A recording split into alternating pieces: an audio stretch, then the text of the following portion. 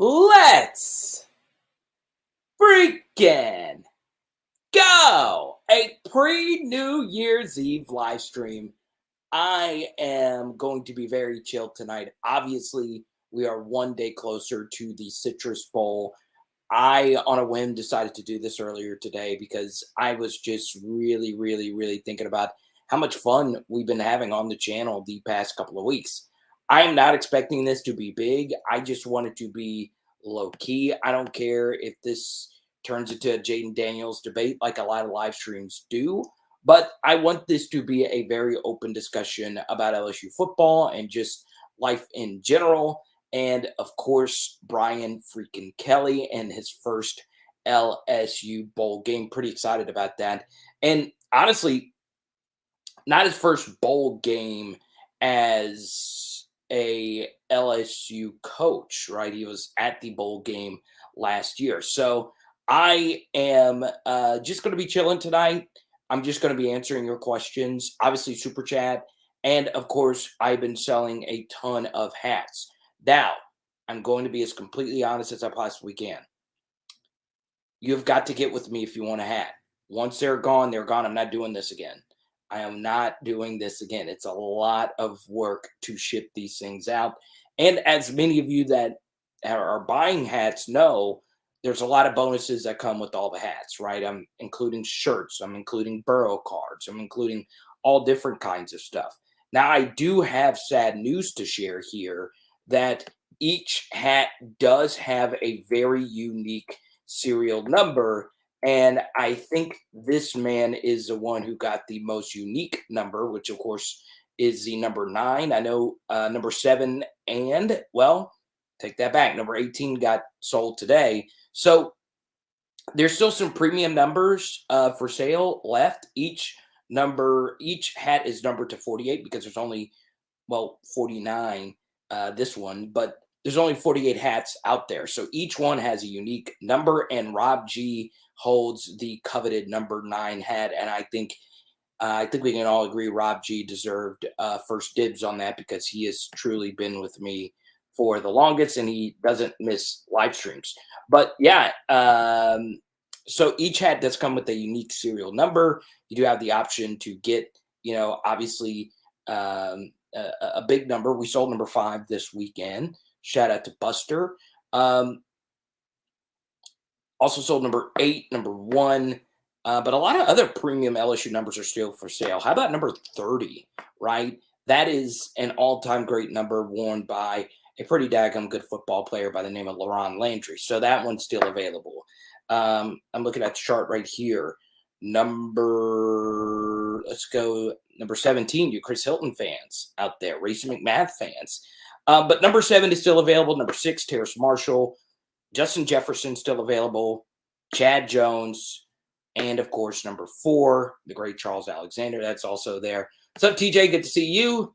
If we order a hat, could we get you to autograph them? I absolutely will do it. I got over my fear of autographing some merch recently, and I'm not going to lie, it was kind of tough. I John Mulaney the thing. But, yes, Josh, I will happily autograph the hat. I'll autograph it wherever you want me to autograph it.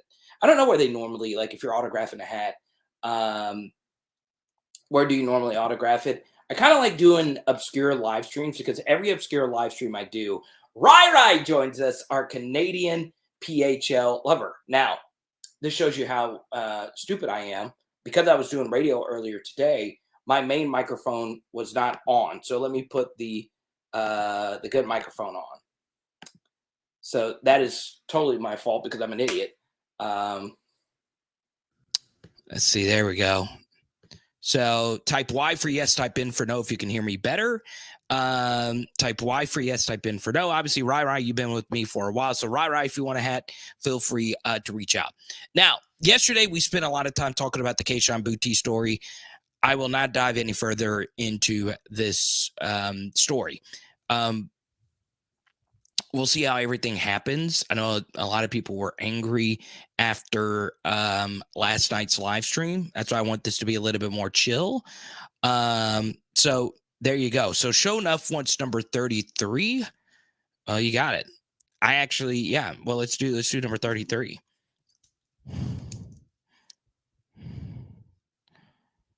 All right. Gonna mark that down for you.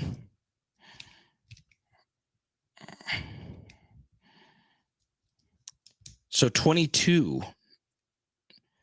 is also available.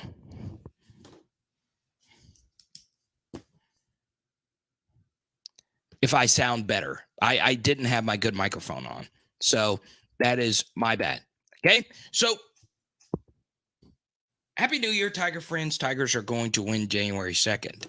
I hope so. Right. Hopefully that is the first of 13 victories we will have in 2023. Right. Because we'll play the 12 regular season games and the 13th SEC championship game. So 14 total victories. I am not going to Orlando. I know a few of you have asked me because I went to the SEC championship game. And of course I went to New Orleans. And I went to the Alabama game earlier this year. I will not be going to Orlando. I did go for the Lamar Jackson game. It was so much fun. And yeah, it was a really, really, really good time. And Jacob already got number 40. I actually think I just got a message here if number 40 was still available. Okay. So there you go, Jacob. You're very lucky. You got a pretty premium number. Harold Perkins, Duke Riley, and that other guy from North Louisiana. He's kind of good. So yeah. Today I'm going to go over a few things about LSU as we lead into this game. One thing I found to be very interesting today, and this was actually kind of bizarre. So I am not good at Twitter. I am not. For some reason, my Twitter account's on my laptop and just online booted me out, but I could still tweet from my phone. Now I can't log into Power Hour LSU. Obviously, Twitter just went through a change in command. I think it has been pretty well publicized, that change in command. But this was very interesting. So today, Drew Rosenhaus signed Keyshawn Boutte to be his client. Okay. What up, Chance? Good to see you. 19 is available, and I'll reserve it for you, right?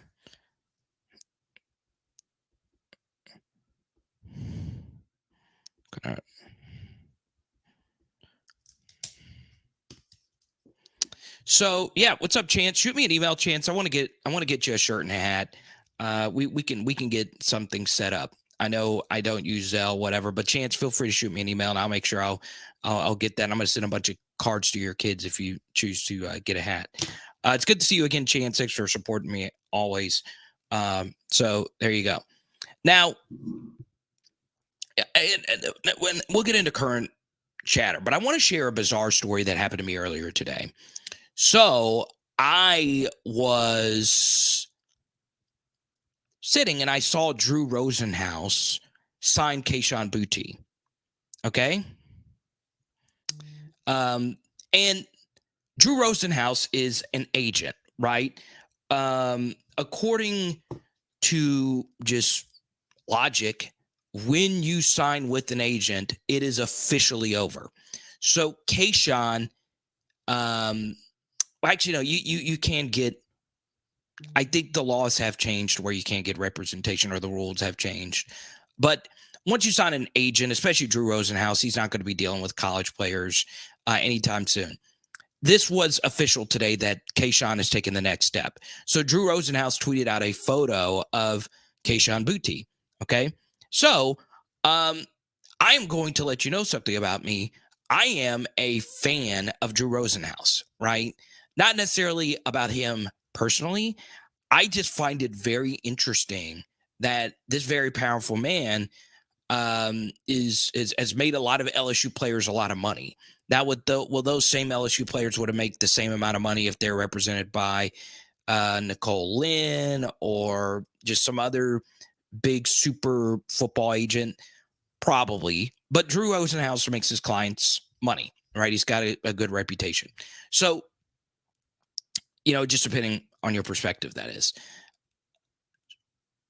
So Drew Rosenhaus tweeted out this photo of Keyshawn, and I shared a list of all of Drew Rosenhaus's clients, okay? And his most famous clients are Antonio Brown, Rob Gronkowski, and currently in the league, he has Tyreek Hill, DJ Moore, Aaron Jones, and a bunch of other really good players. He's also signed a lot of LSU players, Quan Alexander, Devon Godchow, just to name a few. So I send this tweet out sharing that information, right? That Drew Rosenhaus has worked with a bunch of LSU stuff, and it was all positive stuff. It wasn't anything against Drew Rosenhaus, and he retweeted me, and I followed him on Twitter. I thought that was pretty cool. I would have loved to have him on, maybe get Keyshawn on here. But I followed him on Twitter, and then he took down the retweet, and I was like, wait, why did you take down the retweet? Why would you retweet it? And he might have accidentally hit it. That's fine. But yeah, I'm interested if Drew is for some reason watching this. I would love to have Drew Rosenhaus on here to talk about his history with LSU football players. Anything LSU football related, I would be very interested in. That man is, sign or help sign millions and millions and millions of dollars for Tigers. And for that, I am always going to be appreciative, right? Even though it's not my money, I like seeing players live out their dreams.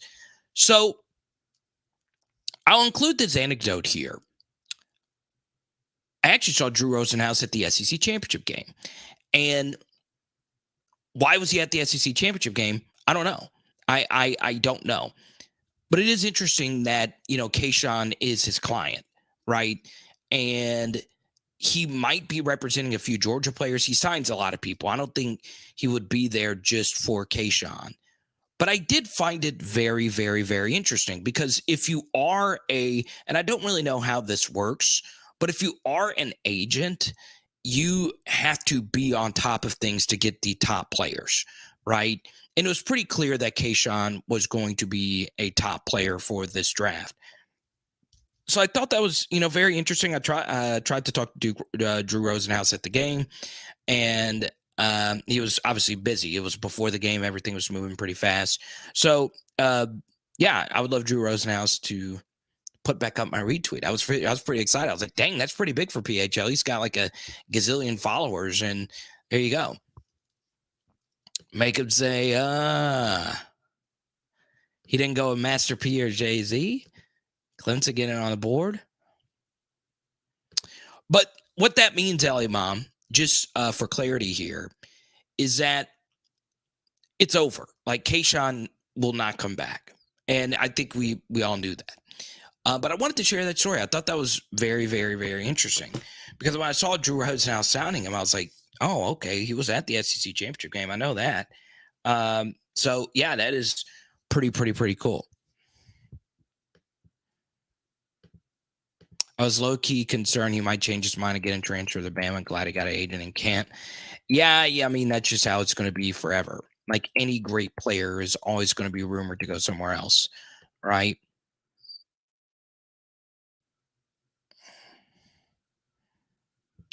So, yeah, Marcus, I've already gotten 40 out, but we'll get you another good number. Okay. So Rara won at 19, showing enough once 33. Oh, I got a good number for you, Marcus. One that you would like a lot. Now, a few more things here before we move on. I do think, when I look at LSU, and we might go live tomorrow night. I kind of don't want to. I am thinking about going live the night of New Year's Day. So go live on Monday night. But I don't know. I have not completely planned out what we're going to do. I've been thinking about when we should live stream on Tuesday.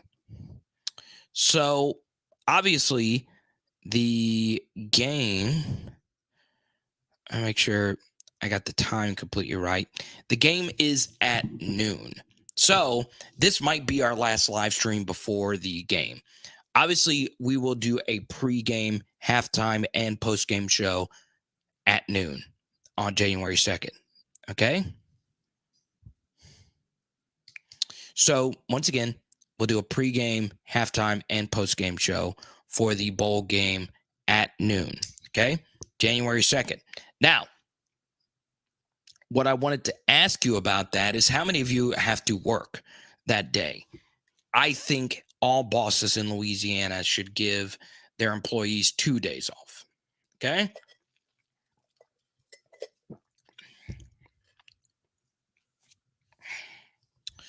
Right, just shoot me an email. I take care of all of the hats. And I think you have my email. So shoot me an email and we'll get you all straightened out. Okay.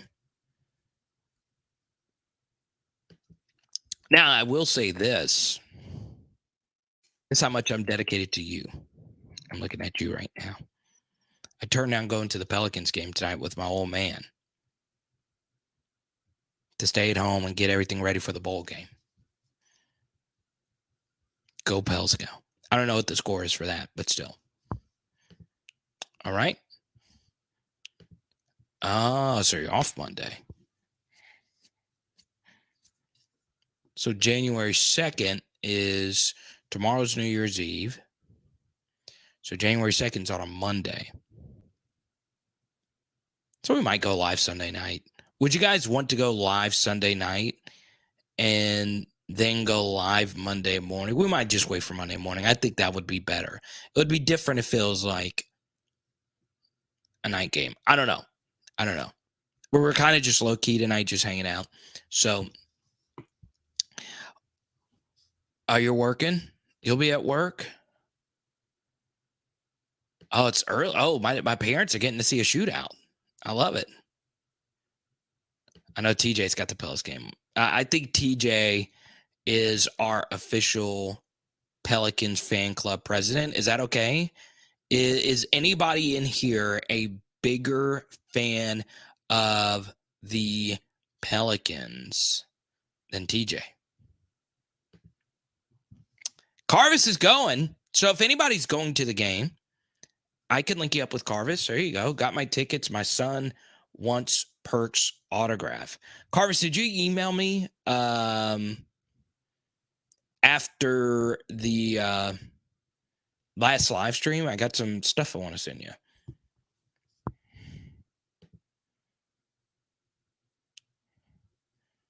Yes, Carvis, when you go to the game, make sure you take some photos. Take a photo with your son.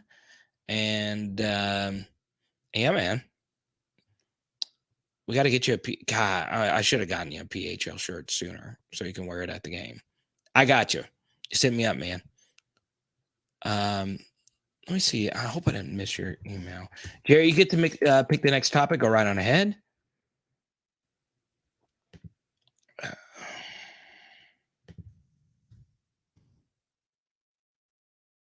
You did. Dang it. And this was 10 days ago. Dadgummit. Missed it.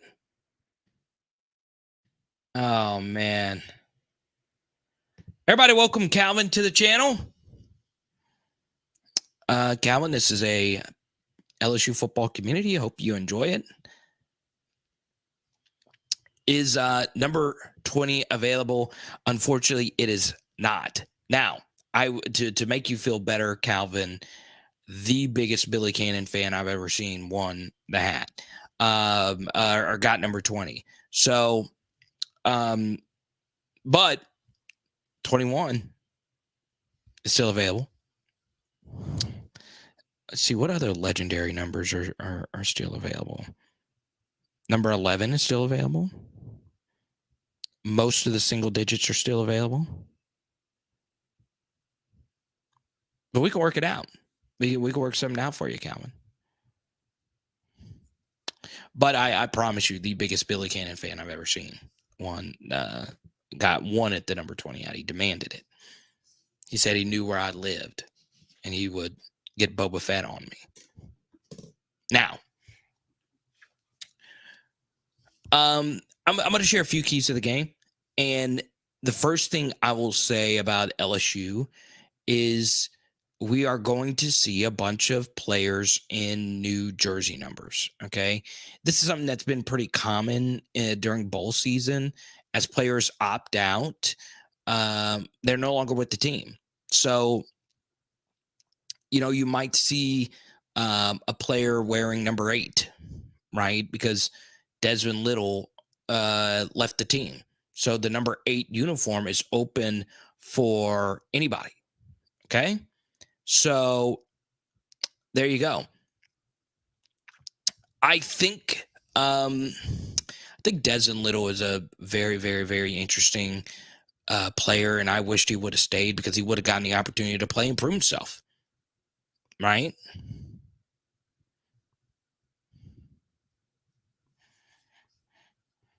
21, Johnny Robinson's number. Corey Kiner's number. Make sure I can confirm this right here. And let's see.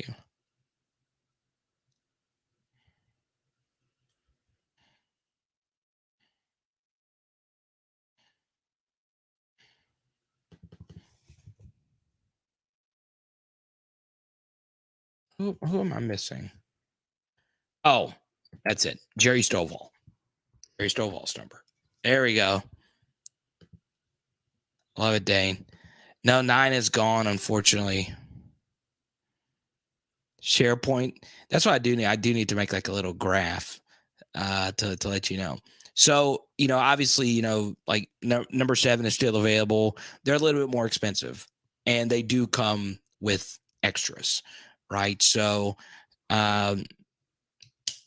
just going to be honest, whoever gets number 6 is going to get something really cool.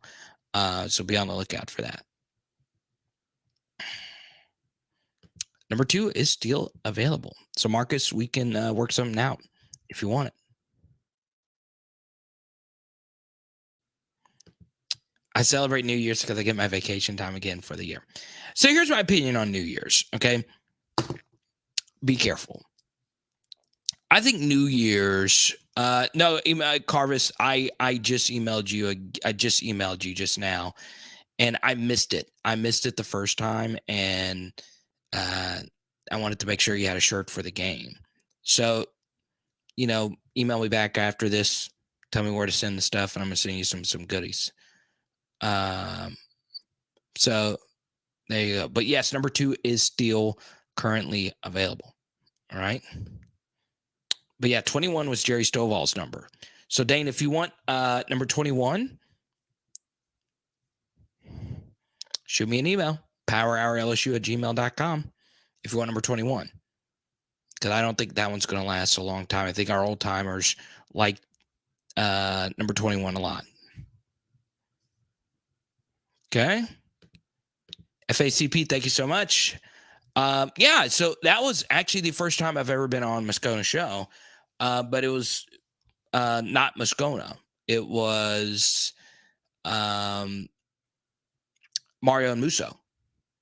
And I've been on with those guys a gazillion times. So I really enjoyed it, obviously. So, yeah, talked a lot about Jaden Daniels, talked a lot about LSU's quarterback room. Obviously, it's always good, to promote what we're building here. So yeah, obviously I have a lot of respect for 104.5. But yeah, I will, share something that I found to be very interesting about this story. Not Keyshawn, but everything just leading up to the bowl game. Okay. I brought this up in the Discord, and I am a jersey number snob. I am. I love jersey numbers. I love the science behind it, the philosophy behind it. And I think it's not talked about enough how important jersey numbers are to players. Okay. What's up, PHL fam? Good to see you, Tyler. Tyler got his hat in the mail today. But I'm a jersey number snob. Like growing up, I memorized jersey numbers. I remember all my soccer teammates' jersey numbers, which is crazy to think about. But I love jersey numbers. I just do. And one thing I find to be interesting is when a player enters the transfer portal, their jersey number gets eaten up if it's a single digit. Like Major Burns switched from number 28 to, I believe, number 1 or number 2 today or something like that. And I tweeted out a photo of it. It looks like number 1. So I wonder what's going to happen to Seven Banks here, because Seven Banks also wears number 1. But the oh yeah, Dane. So Dane just schooled me. I knew I was missing somebody. So Dane, since you actually brought this up, I was missing Dalton Hilliard, right? So Dane, that's my fault. I totally whiffed that. I don't talk enough about Dalton Hilliard on this channel. That's why I always say, like, pre-Saban, I don't know as much as a lot of you, especially FACP, who really knows that era pretty well. So there you go, Dane. We got you down for number 21, man. We'll get you all set up.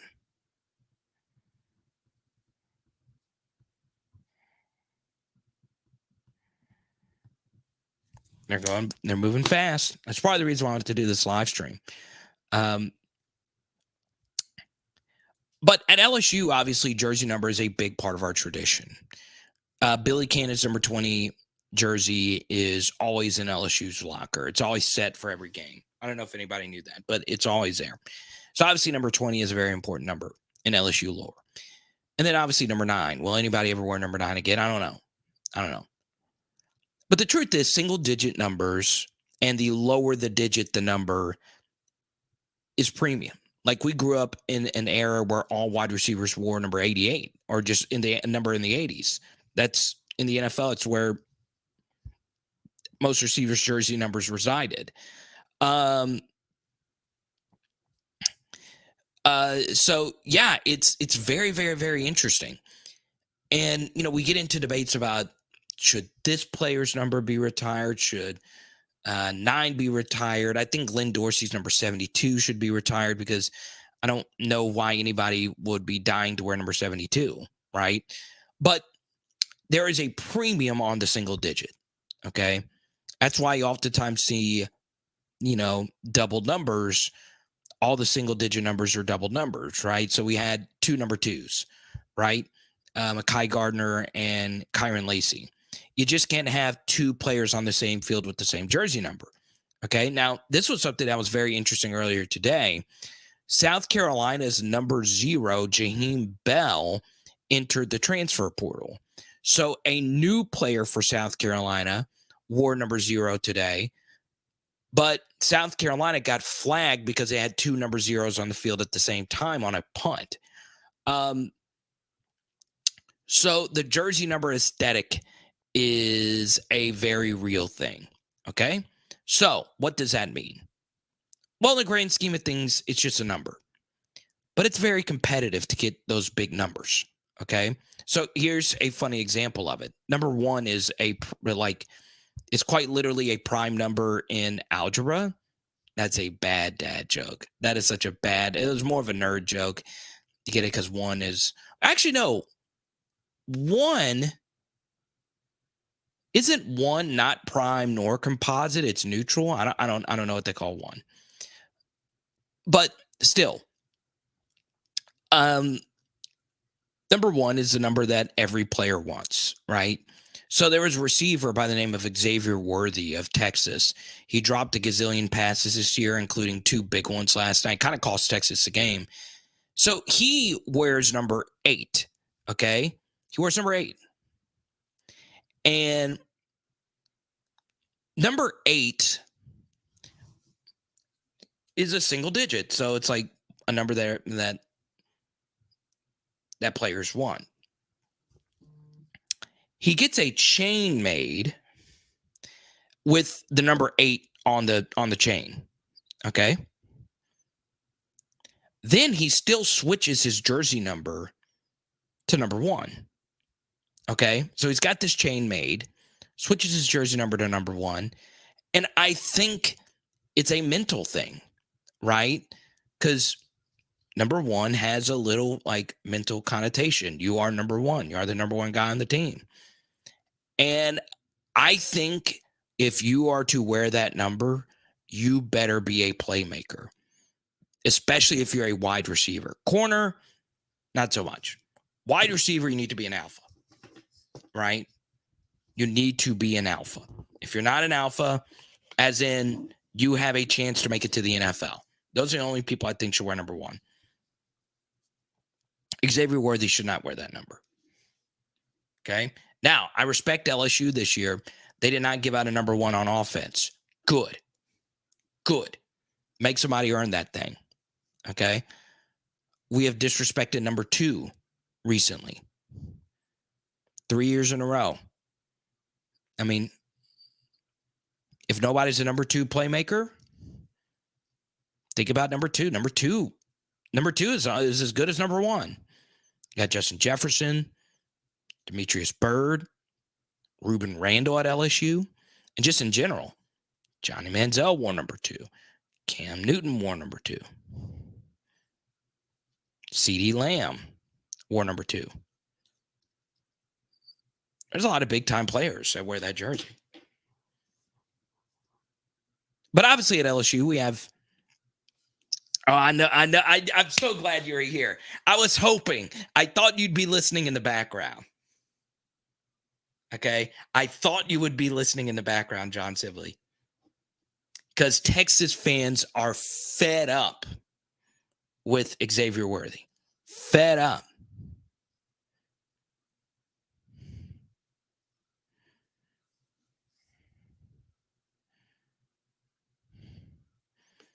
So Derek, you guys know he plays a lot of Dynasty. Xavier Worthy's a good player. He's a good player.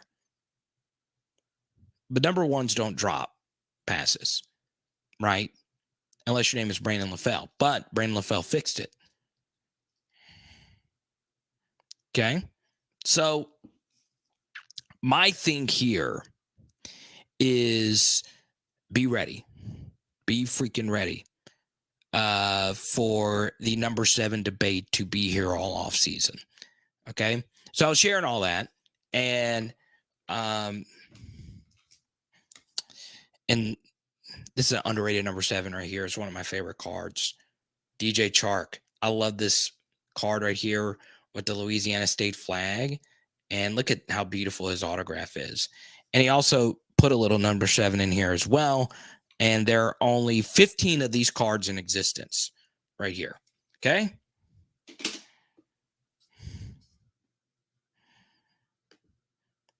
New Year's Eve is a day and night to get sauce and sleep with women. You make a New Year's resolution to never do something like that again, or sleep with men, whatever your preference may be, consensually and safe, of course.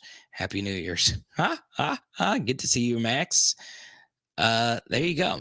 So Max super chatted and actually have a gift I'm going to be sending Max pretty soon. So Max,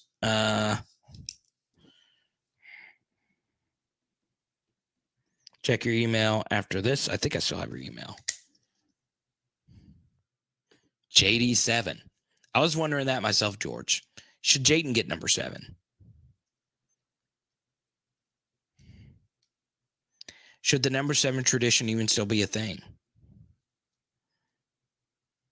This is the 3rd consecutive year that the number 7 has gone disastrously. Okay? And honestly, this is what the 4th out of the last 5 years it's gone disastrously, right? So 2018 was Jonathan Giles. 2019, Grant Delpit. He did regress some, but he was still good for us in 2019. But let's be fair, that was his worst version. So I wouldn't consider that bad. Then in 2020, it goes to Jamar Chase. He, in his right, sat out for the season. It was a Rona. Nobody really knew what was going on. We gave it to Jacoby Stevens. He fell off a cliff. 2021, we had the Derek Stingley Jr. situation. Now 2022, we had Keyshawn.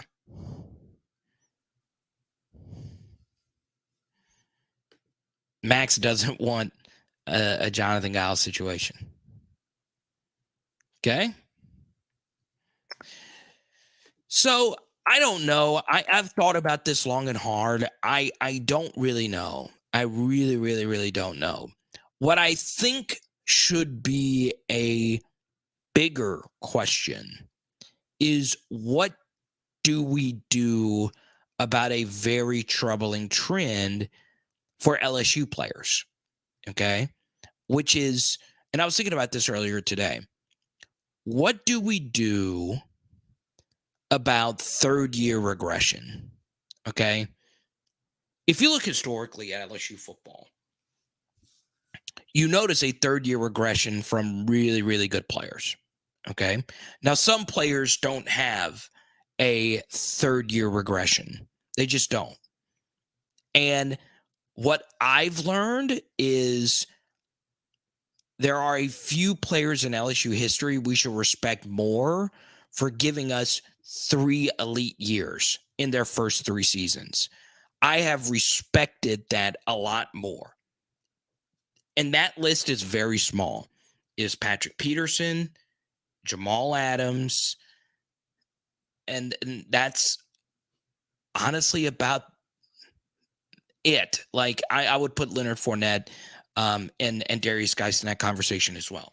But yeah, there's just not many players that had 3 elite years. They were very durable. They played most of their games, and they were, for the most part, very, very good players just right out of the jump. Okay? So maybe Dane is saying something here. We should get rid of the number 7 tradition and acronyms and make them earn it. Okay? Now, Devin White gave you 3 elite years, but he didn't really play as much that first year. So still though, Jesse, I am actually going to include Devin White into this because one trend that we have seen is when an LSU player has a first round draft grade, year 3, there is regression. Okay. So we can go through a long list of this. So let's take Keyshawn Boutte this year. Okay. Keyshawn Boutte, type Y for yes, type N for no. Did you see regression from him this year? Type Y for yes, type N for no.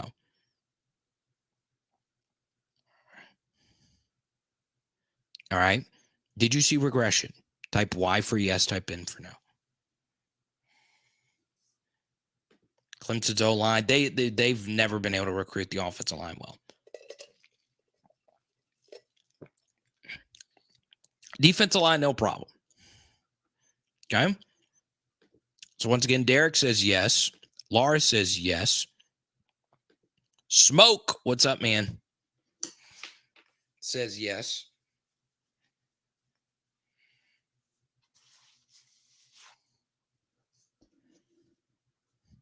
Chase, what's up, man? Wait, is that Trey White right there? Please tell me that's Tre'Davious. I can't see the photos so tiny. So let me know who that is. I can't. I don't want to. I know I already said Trey White. I just love me some Trey White. I got a nice Trey White card here too. Derek said he seemed disinterested. All right. So let's go through another list of players here. Derek Stingley. Did he regress his final season? Okay. I think we can all agree that Derek Stingley regressed his final year. He had a clear first-round draft grade. All right.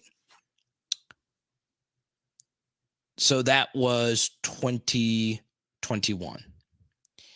In 2020, of the returning players that had a clear first-round draft grade, Jamar Chase was the only one.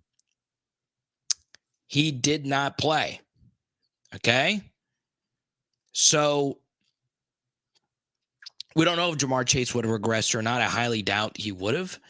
But he didn't have anything else to prove. So what do we know?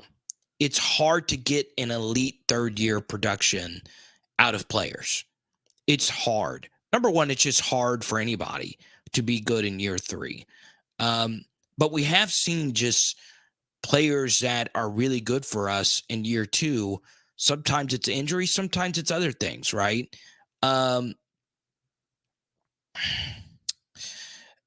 Grant Delpit had minor regression, but in his defense in 2019, he had to change positions and he was hurt. He played through injury. But it goes to show you it's hard to get 3 really good years out of somebody. That year 3 can be really hard. 2018, the only returning guy we had on the 2018 team that had clear first round grades, we actually had 2, Greedy Williams and Devin White. And Greedy Williams obviously regressed some. And Devin White was still phenomenal. Okay. 2017, who all had first round grades in 2017? Darius Geis, kind of, sort of. He didn't regress at all. He was great in 2017. So I'm trying to think who else in 2017. Let me see.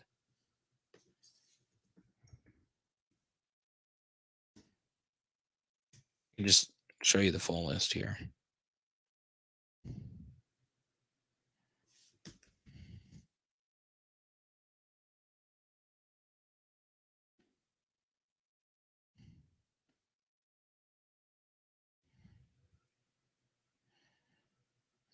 All right, let's go all the way down here. Okay, that's not what we want. We want NFL. All right.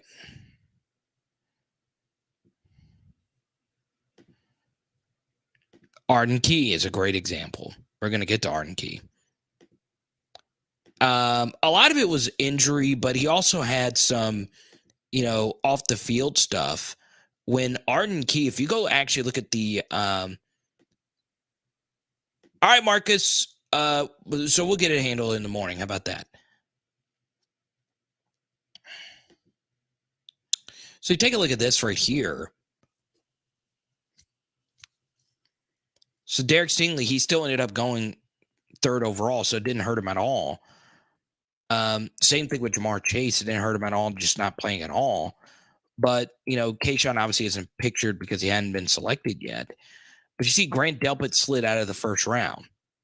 But part of why I think 2019 LSU is so good is they didn't have anybody on the team outside of Grant Delpit that had their first round grade solidified, right? Chason had some mock drafts having him going in the first round, but he was coming off injury in 2018. So Justin Jefferson, Patrick Queen, Clyde Edwards-Helaire, Joe Burrow, I don't think any of them would have gone in the first 3 rounds had they gone to the draft the year before, right? Devin White didn't have a 3rd-year regression, but obviously in 2018, Arden Key was a big one. Once again, go look at the mock drafts around that time. I remember reading one for Bleacher Report where they had Arden Key as the number 1 overall pick going into that 2018 season. And obviously he dealt with injuries, and he at times he wasn't around the program. So yeah, obviously, Trey White had an elite, year 3. He didn't really have much regression, but in recent history, there's been some guys that have slid out of the picture. Very interesting. Josh Reed regret. What's up, Van? Good to see you. He wants to talk some Josh Reed. All about some Josh Reed. Josh, he's kidding. But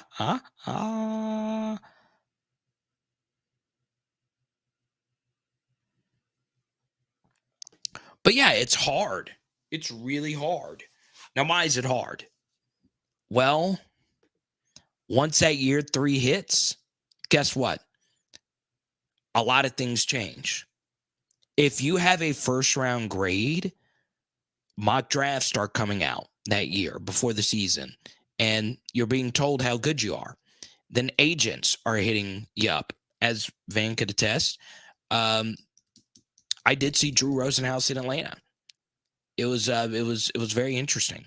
You you know there's a lot of different people that are around, and it's crazy. It's absolutely crazy, how much your life changes in that third year, and it's hard to block all of that out.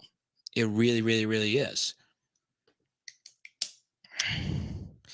Yeah, so I don't know what you could do about it. Honestly, Keyshawn, of course, was coming off injury himself, so it's difficult. Like a William, I like it. Pigeon Forge changing up the photo. Go to John Sibley.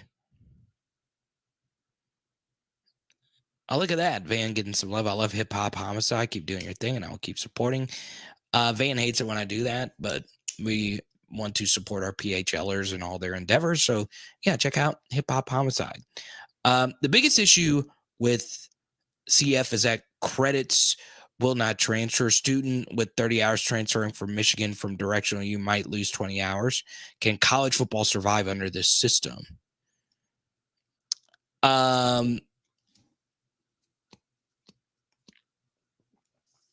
Oh, Joshua, don't apologize, man. If I ever see you apologize, Van, again, I'm gonna be mad. So,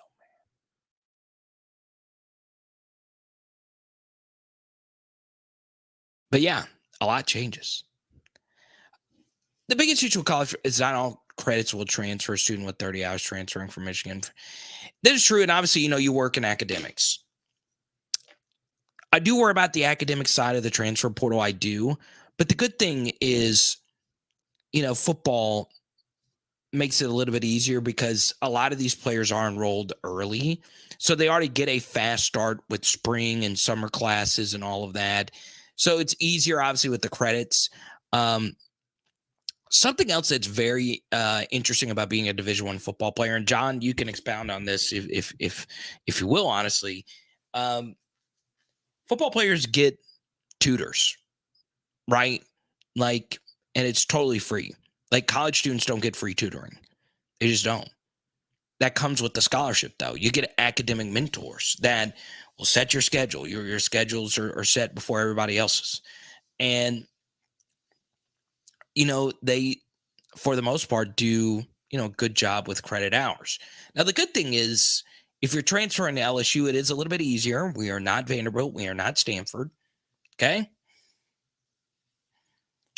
so yeah, I think for me, can college football thrive under the transfer portal? Um,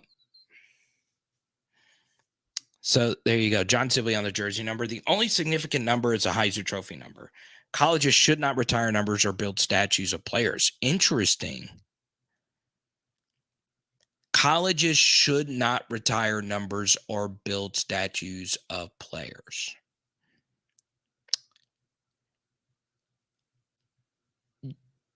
Disagree. I'm fine with number retiring. I just think the threshold to retire a number needs to be very high. There needs to be like, you got to be a freaking goat. So, for instance, let's take a school like Arkansas. They haven't had a whole lot of like just all time legendary players, right? They've had, a lot of great players. They didn't retire Darren McFadden's number 5. Um, and Darren McFadden is probably going to be the best player that's ever played there in the modern era. I doubt they ever have one better, but KJ Jefferson's really good, but nobody is Darren McFadden. So yeah, and it comes down to the single digit number thing, right? The single digit number, there's only so many of those. It's very interesting.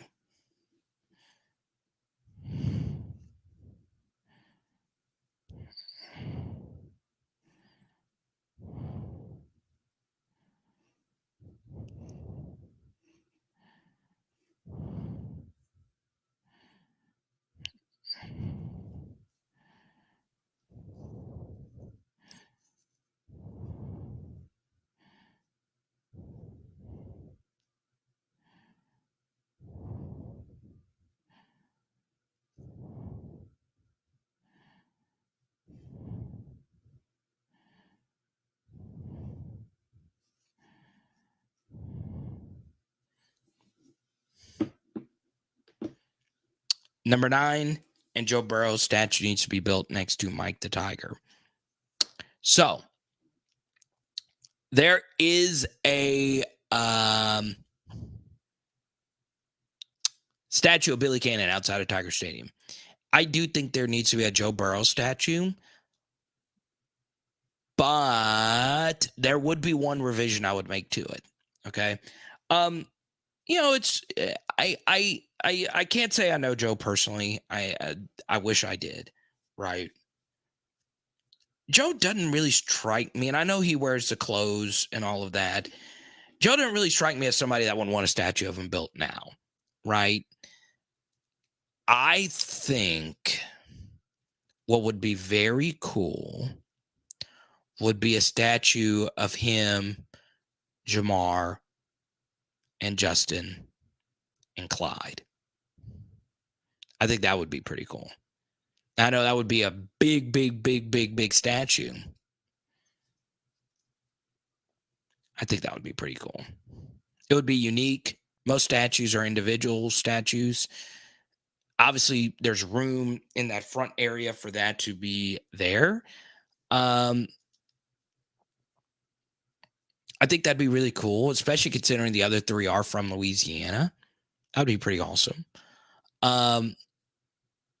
So yeah, I think that would be pretty freaking sweet if it was all 4 of those guys. All right, especially since one of those guys from Baton Rouge.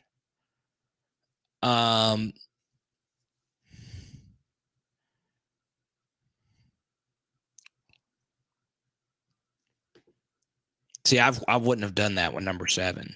Clowney's a great player. Don't get it twisted. Not really. Jadeveon Clowney's a great player. I would not have.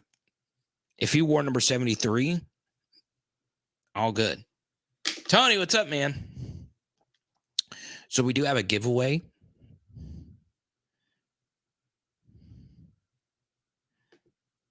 No way. It's either Joe or all 11 on the offense that year. Can't leave the OL out. They were special.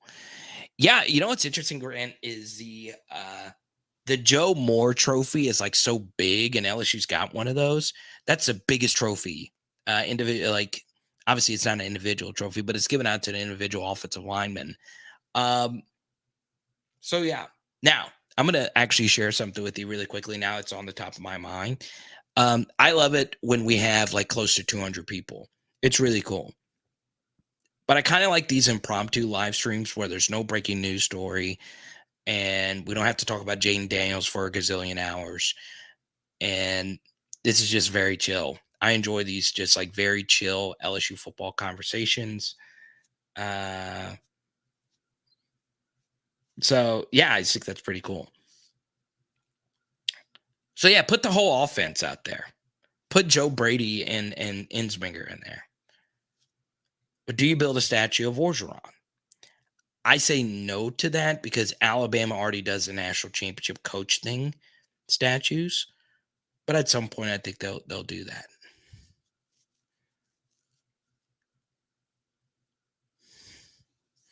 Wait, what?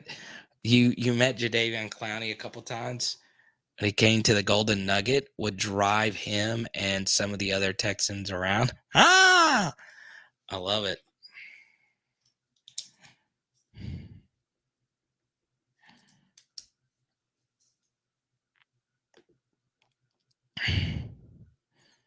I love Pigeon Forge has just a bunch of random stories. I like that you saved it for a topic central thing. Okay, let's change the. Oh God, the New Year's Eve poll is tight, and yes, barely won.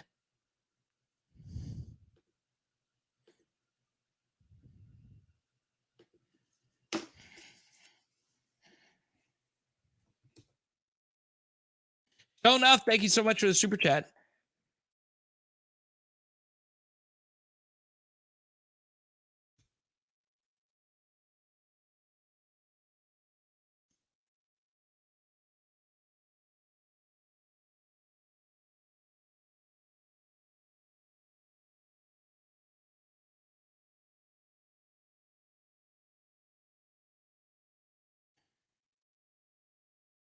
Like ice.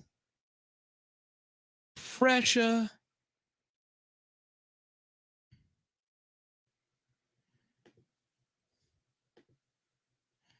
Showing up, thank you for the super chat. You get to pick the next topic. Go right on ahead. And wanted to talk about some Josh Reed. We didn't spend too much time on Josh Reed. So, you know what's funny?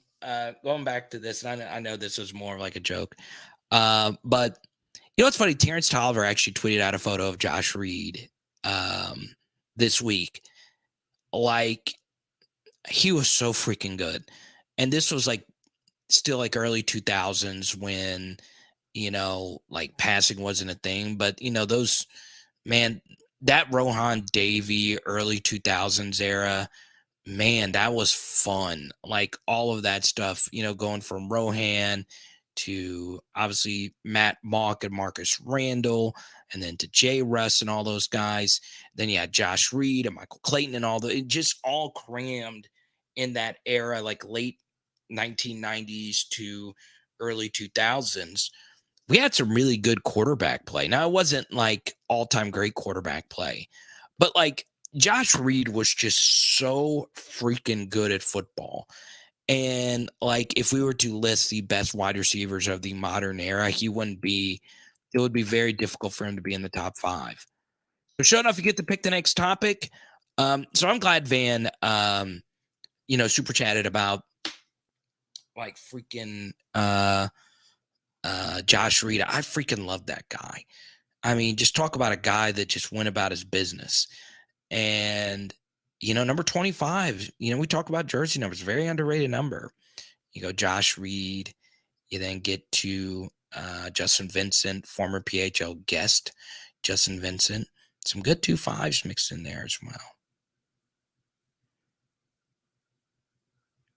There was a walk-on receiver who wore number 25, and I knew him in 07. I think his name was Brody something or Brady something. I don't remember. Brian Kelly should play all 3 quarterbacks in the Purdue game just to satisfy all the LSU fans who believe the backup QB is a savior. Okay?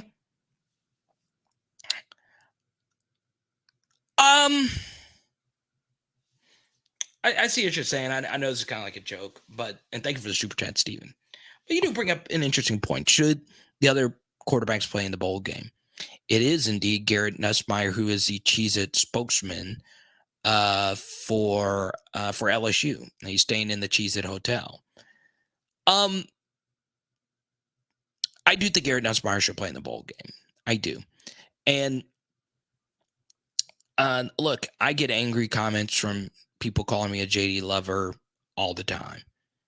When, both of Nussmeier and JD's people watch our channel. Right? It's very interesting. I do think one thing that's very fascinating here is what does Walker Howard do? I'm not watching this game right now, this Clemson Tennessee game. I did love the under in this game. I feel pretty good that I don't know what the score is, but as Marcus can attest, he listened to me on the upstate. So I did radio in the upstate South Carolina region. My 2 favorite plays was Pitt covering the 8.5. They obviously won the game outright. And so Tennessee winning 14-3. So my second favorite play was the under in this game. I've had success with unders when 2 quarterbacks who are really making their first start, right? So Joe Milton, even though he started versus Vanderbilt, this is kind of sort of his first start. Are you playing Clemson, a way better team than Vanderbilt? And this is Cade Klubnik's first start. And by the way, there was plenty of film on Cade Klubnik. And by the way, Tennessee's defense has been disrespected in the media, still from that South Carolina game. And in their last 6 quarters, they've given up a grand total of 3 points. So normally if you have 2 young quarterbacks and there's a total in the 60s, it is hard for that number to become a shootout kind of game. So there you go.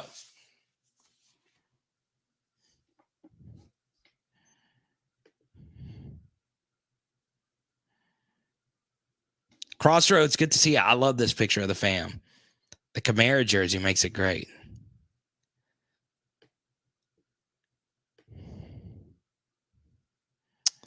The QB battle in spring is going to be so venomous among LSU fans that we should have no QB talk live streams.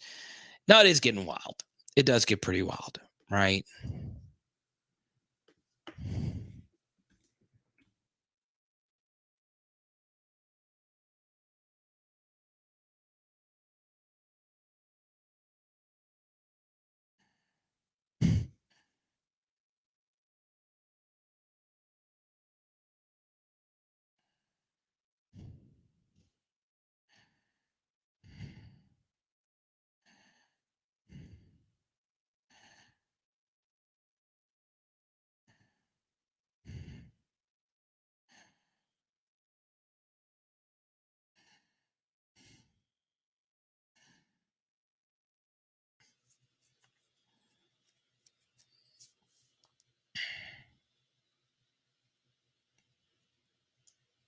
But yeah, as far as like the QB battle is concerned, there isn't a QB battle.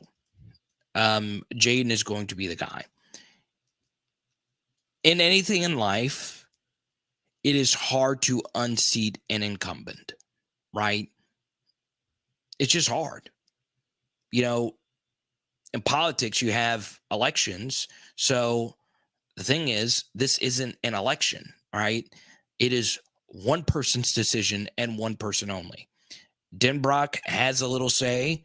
Joe Sloan has a little say. And to a certain extent, the players with their actions have a little say, but rarely do they. It is Brian Kelly's decision to make, and he wants Jaden Daniels to be the quarterback. Okay? But that is just how it is. But in most walks of life, it is hard to unseat any person that has been in their position for a long time. Most jobs are actually like that, right? That involves some position of power, right? So, yeah, I mean, Jaden Daniels, it's going to be very hard for a quarterback coming into year 5, knowing that a lot of the best quarterback years have come from a QB who returns for another season. It's going to be very hard for anybody to unseat Jaden Daniels. Okay. Also, the quarterback play in the SEC next year is not going to be as good as the quarterback play was this year. Okay. We'll be living in a world next year where KJ Jefferson is the best quarterback in this conference. And he's like one of the few guys that we know for sure that's elite.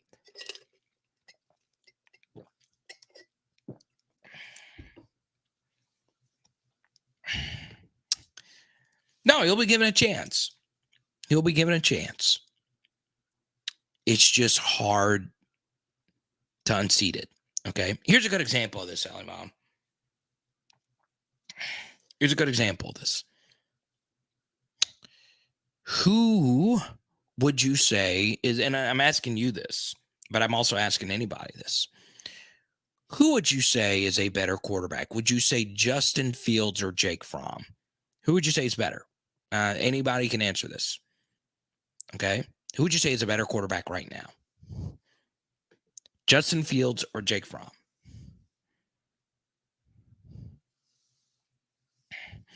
Nuss hasn't proven he can protect the ball. Do you think Nuss transfers and Walker challenges JD?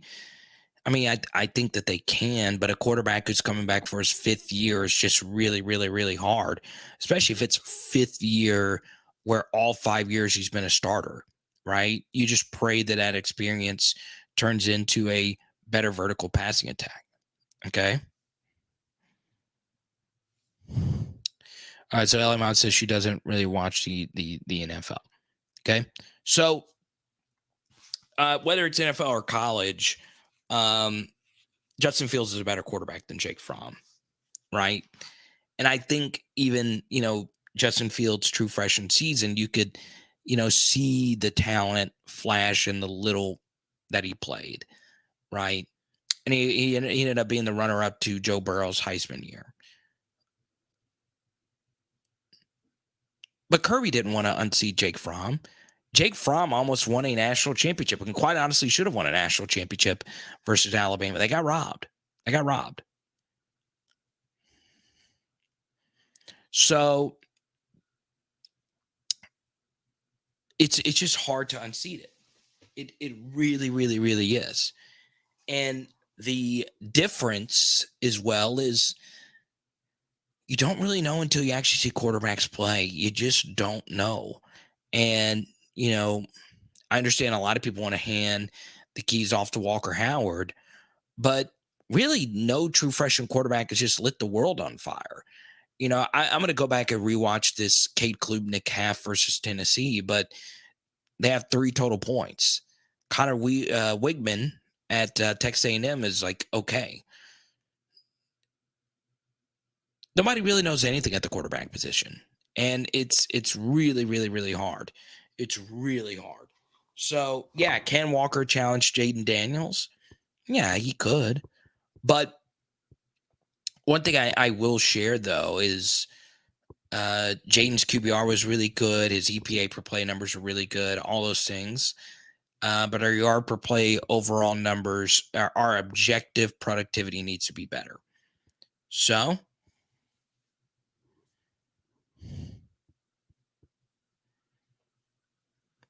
let's go to Crossroads. See in here, my man. LSU has talent to make some real noise next season. Can't play around with the QB position. JD5 is BK's guy for a reason. Okay. You'd rather Matto down. I wouldn't go that far. But yeah. Now, there is something that I like better than quarterback debates. There's not many things in the world that I like better than quarterbacks debates. Not many. But there is one thing. One thing.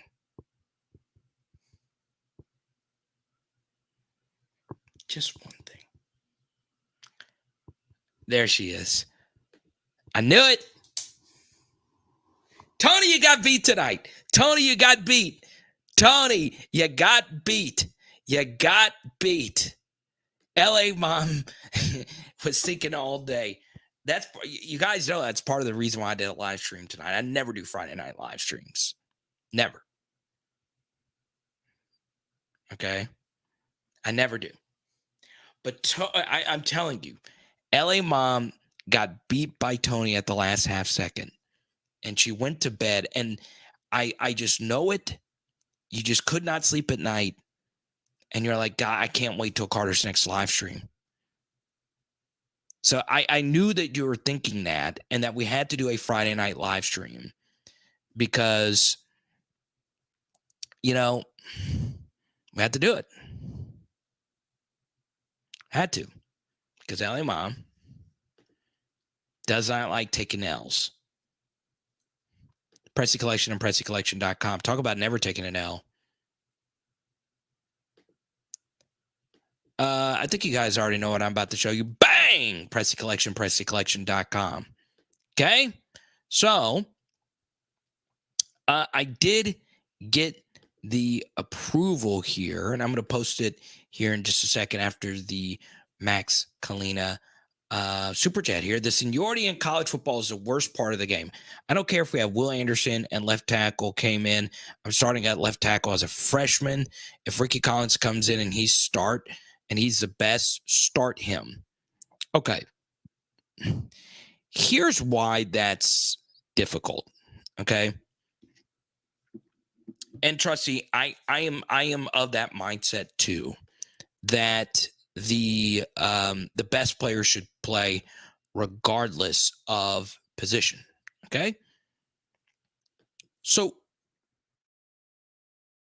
why is quarterback different?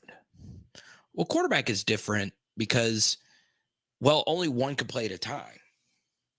It's also a position where you can't really learn anything in practice, right? You could see, I mean, you could kind of see who outperforms who in practice, but you know, in practice, it probably is a little bit easier to see if a left tackle can actually play at the Division I level. But honestly, with any position, you don't really know until the games are played. And for me, I think, like in this example right here, left tackle, it's just so hard. Obviously, it's a hard position. It's not as hard as quarterback, but it's still really, really, really hard. But it's also something that it's easier to see if somebody is good or not, right? But I do agree that if Ricky Collins is the best quarterback for the team next year, you've got to play the best quarterback for the team. It's so much harder at quarterback than it is everywhere else. It really, really, really is. Because, obviously, if you start a true freshman, it would lend itself to more players transferring. Obviously, Jaden can't go anywhere next year no matter what. So it is very fascinating. All right. Now, type Y for yes, type N for no. Should seniority and experience matter in personnel choices? Type Y for yes, type N for no. Should it matter? Type Y for yes, type N for no. If you believe seniority and experience matters, type Y. If you don't believe that matters all that much, type N. Okay. Grant says no. Shonoff says no. Tyler says no. Joshua says yes. Interesting. Steven says no. Max is hardcore right here. DJ says yes. Jesse says yes. And Max is letting us know.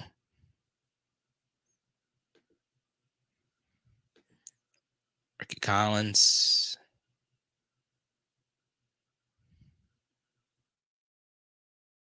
Oh. Well, look at the devil. And I didn't tell Big Al about this. Pretty excited about this. So we just did our Pressy Collection read, and that's actually what I was doing. I was uploading the photo that Big Al sent us earlier today. And as you guys know, it was kind of like a Friday night live stream, but it wasn't Friday. It was this past Wednesday. Look at this. So this, I mean, take my cam off. So this was our first ever Pressy Collection Pearl winner. Okay. So we are going to do this again pretty soon. Okay. And this is Big Al's lovely wife. And as you can see, she is awesome. And we are very happy that she was our first ever winner. Obviously, Big Al knows she's beautiful. And Big Al was technically the winner. But I'm going to be honest, and your wife is absolutely beautiful. And we were very happy with the Pressy Collection to bestow this gift upon you. Your wife, Desi, is also a supporter of PHL. And I'm not going to lie, she's beautiful. But those pearls, look at that smile, fellas. And I'm just saying, her teeth are pretty white too. Look at those pearls. Look at that jewelry, baby. I've learned that through Hey too. You love to see it. There you go. I'm just telling you. I'm gonna be honest with you. You guys know I'm never gonna front. I've never led you astray. I'm always honest. Or try to be as honest as I possibly can. You see that smile?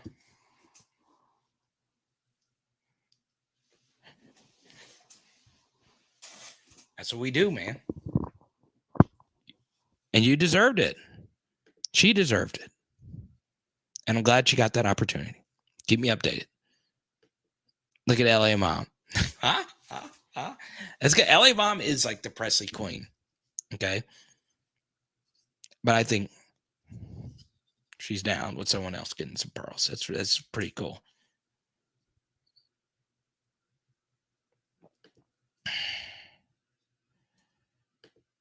Ken says no. Ravens Nation. Miami Hurricane right there.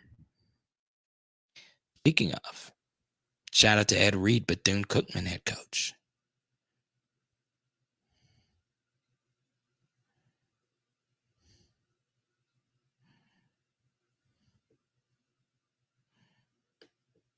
Tyler was driving.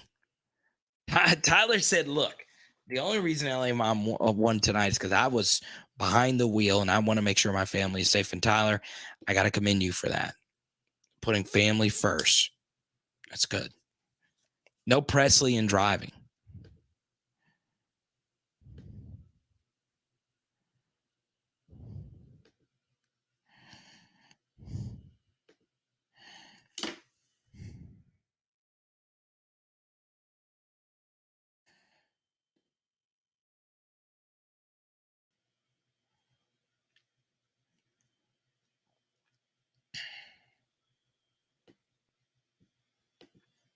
You like Ricky?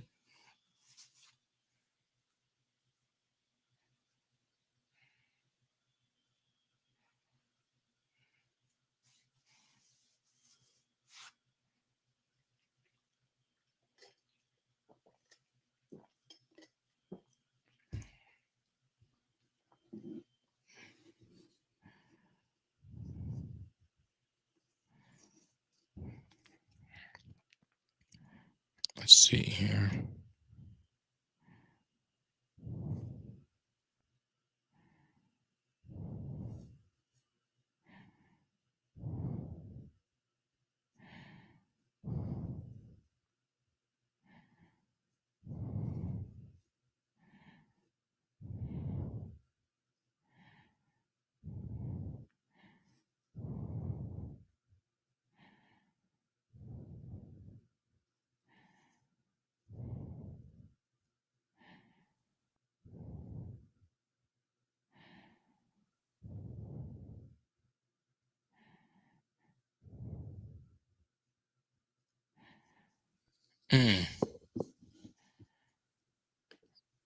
There you go.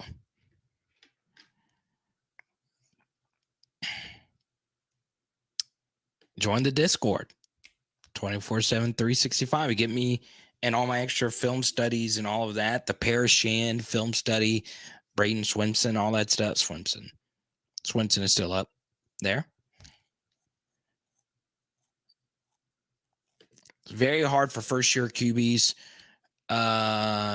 First year QBs don't win in the SEC.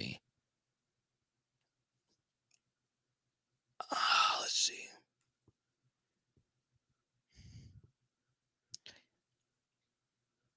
Maybe. I mean, obviously, Jalen Hurts was good right out. And a lot of that was due to, his surroundings. But I guess it just depends, like first year starting QBs, like full-time starting QBs. Some of them are good just straight out, but I I I I, I tend to agree with this.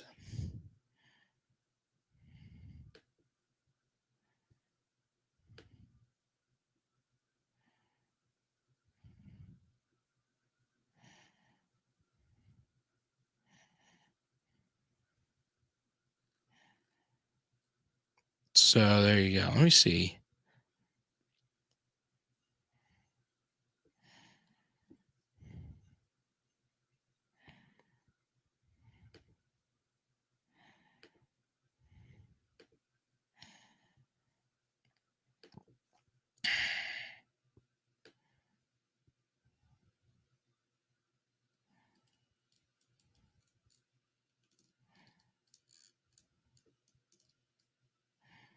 Big Al married up.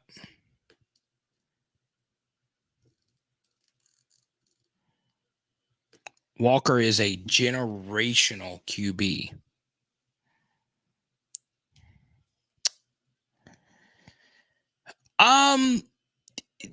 Yeah, do I think he's really, really, really good? Yeah. Do I think he'll win a national championship at LSU? Yeah, I said that a long time ago. But generational is strong, right? Like when I think generational, I mean you're like I think generational is even bigger than winning the Heisman, right? Um, so yeah, now you could be right about that, Stephen. And I think Walker is very, very, very, very, very talented and very good. But I mean, it's like generational is like I would consider like Harold Perkins generational. I would consider Emory Jones generational. Like I thought those guys were that good coming out. So yeah, like I don't know, like generational is such a strong word. Like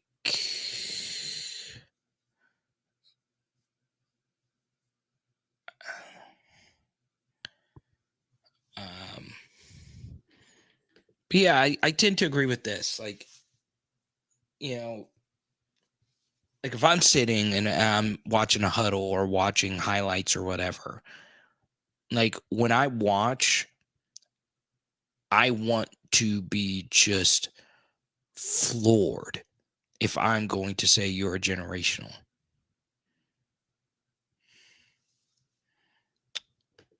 Yeah, I think Walker's in the conversation with Burrow based on what the coaches have said about him.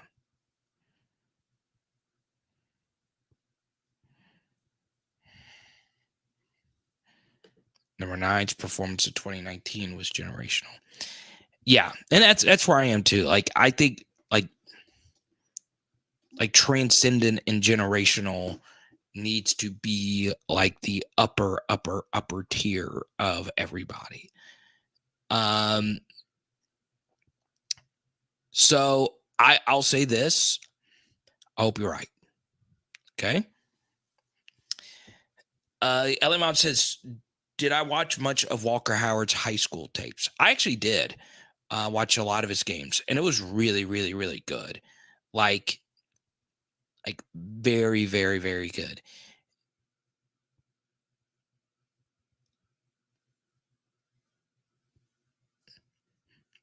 I'm trying to see if I enjoyed his junior tape or senior tape better. Honestly, his senior tape was better. The one thing that really stood out to me about him was his St. Thomas More receiving core his senior year took such a massive drop off when they lost Jack Besh and a former LSU walk-on, Carter Arsenault. And Walker got better. I will say his high school game versus Neville, when he beat Will Campbell, when he beat Ajay Allen, he beat Lance Hurd. That team for freaking Neville had 6 Power 5 Division I players on it. Walker Howard didn't have another player on his team that was rated as a 2-star or better. Not one single player. And somehow, some way, he found a way to win that game. And they were a 1-2 team. And Ajay Allen ran for like 350 yards or something like that. And Walker Howard was unconscious in that game. Now, that game was unfreaking believable. That is up there with, one of the best high school games you'll see. And it was very, very, very good. And I'm not going to say I watched every snap of that game, but Walker's touchdown runs and play in that game was obscene. Like absolutely freaking scene. And what made it even crazier was the final play of the game.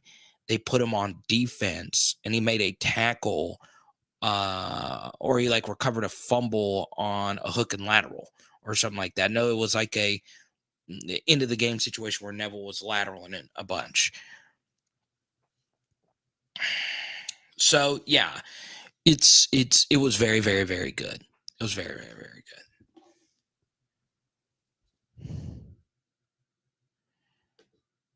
As the founder of the JD5 fan club, I'll be the first guy at the house with the pitchforks if he doesn't show progression next year on 50-50 balls and over the middle. I agree, but I will say you're up there on the JD fan club. I wouldn't put myself up there on the highest JD fan club members of PHL. Legacy Dom is the unquestioned Jaden Daniels. He's not in here tonight, but he is the unquestioned Jaden Daniels fan club president. Because he knows Jaden. So I defer to him. I'll let him appoint his officers. So yeah, I think but sure enough, you're up there. I'm up there too. I like to think I'm like court jester of the Jaden Daniels fan club.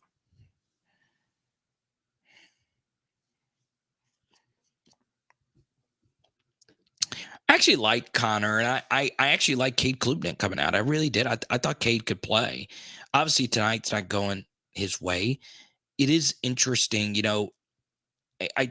One thing that was very strange about Cade in comparison to Walker Howard and Connor Wigman is Walker Howard and Connor Wigman had to play in competitive games. One thing that was not good for Cade Klubnik was where he played Westlake, they blew everybody out. They did not play a close game. They blew Quinn Ewers out. And I think that's not good for a quarterback. I don't think it's good for a quarterback if you're clearly not carrying the team. And I liked a lot of Cade's stuff coming out.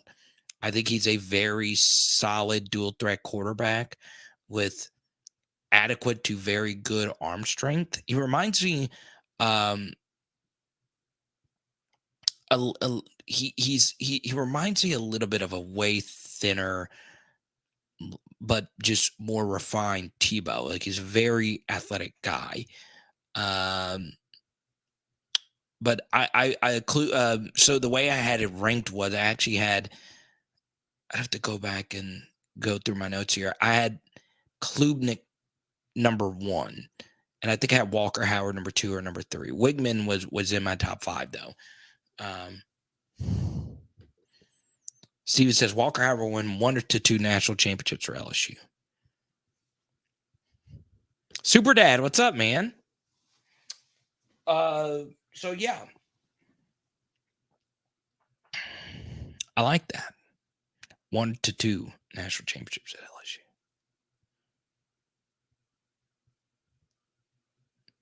I can get down with that. 1 to 2.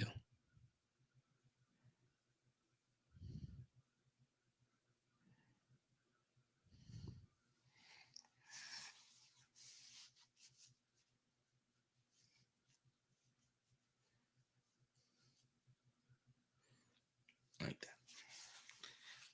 So obviously super laid back live stream tonight. I don't think we will be going live tomorrow. It is New Year's Eve. The national championship semifinals and all that will be on. So here's what we're going to do. In the next 5 minutes, I'm going to answer as many questions as we possibly can. Okay? I know this was an impromptu live stream. I decided to do this at 5 or 6 because I don't really want to go live tomorrow. And I don't really even like New Year's. I just don't really want to compete against everything that'll be going on. So yes, in the next 5 minutes, I'll answer as many questions as we possibly can. Don't forget, our next live stream will be Monday morning before the bowl game. Okay. We got to go till 12 tonight. I'm down. If you keep super chatting, I'm down. Okay. I'm down. If we sell a few more hats tonight, I'm down. I'm down.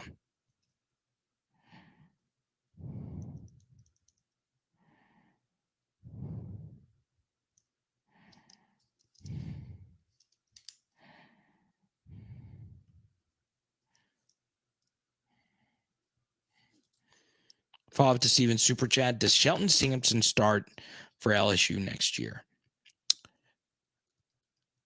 He'll play. He'll definitely get a chance to play. I do think him and Terrace Marshall are very similar players. And if he does play, he's obviously going to be pretty good. Because for him to be on the field next year over BTJ Malik and Aaron Anderson and those guys, he's going to have to be pretty good. But yeah, I like Shelton a lot. I really do. I really, really, really do. I almost gave him my special grade. But you know, we'll see. We'll see what happens. Somebody, you know, as you guys know, I talked to Blake a lot privately. I'll tell you this: he is super high on Deshaun Womack, like really high, and he feels pretty comfortable that he's going to be one of the best defensive linemen at LSU. Okay. So I am really freaking excited about him. And obviously, you know, I take Blake's opinion very seriously. Him having played the game, and plus him just being a fellow LSU content creator and friend. So yeah, I like Womack too. I do.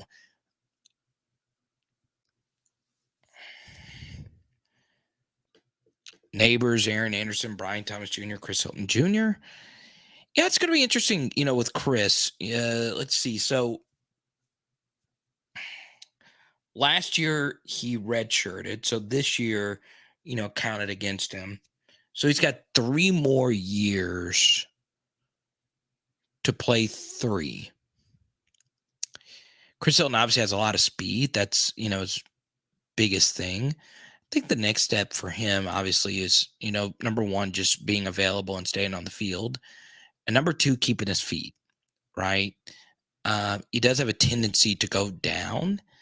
And honestly, you know, if you're getting tackled, obviously you're going to go down.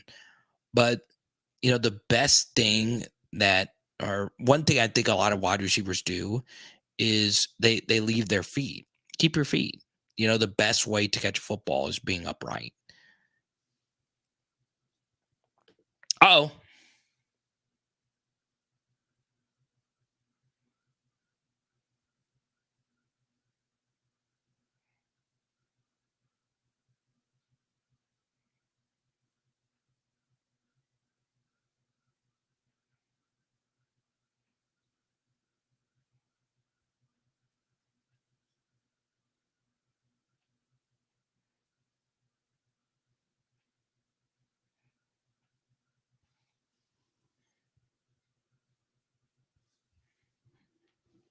Uh-oh.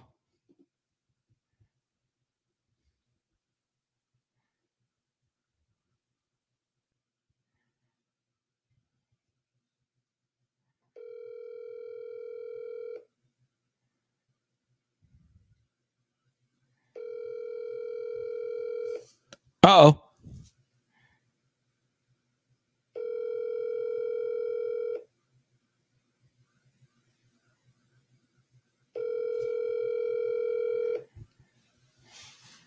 I was calling the authorities because the master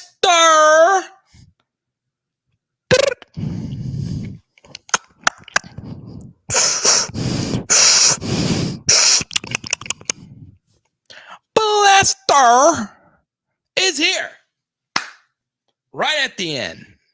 Tony, what's good? Ordering DoorDash. Now I've already eaten tonight. I had some like this beef stir fry from this food truck. It's really good.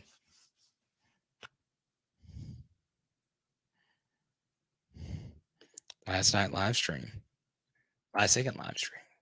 Way to do it, man. Hang out for a few more seconds.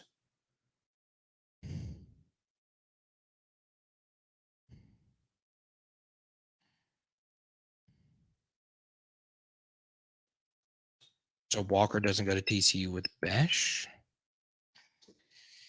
Yeah, I mean, look, it's a tantalizing position, right? So TCU brings in Jack Besh, they bring in JoJo Earl, and they're losing Quentin Johnson, so there's a lot of targets up for grab next year, and they're losing their quarterback. They don't have a quarterback. Their quarterback room is, pretty soft, and they're going to be in the market for one. Obviously, they don't want to focus on that now. I don't think TCU can really focus on the transfer portal and recruiting right now because there's obviously a lot going on with the TCU football program because they're probably never going to the playoff again. Let's be honest. So, TCU's connection with the playoff is pretty deep because Ohio State robbed them back in 2014 or allegedly robbed them of that final slot. So TCU finally makes it with a different coach and a different style. So, I don't think Sonny Dykes has really spent much time doing portal hunting. I'm sure, unlike all the other programs, most of his attention is beating Michigan and making it, right? TJ says Clemson, maybe the worst 11-win team I've ever seen. Yeah, I mean, that's probably some truth mixed in there. I think the ACC obviously wasn't the absolute best, but at the same time, it wasn't horrible. I mean, at Drake May and UNC, they were solid. Florida State was really good. I was shocked that they lost the games that they lost this year.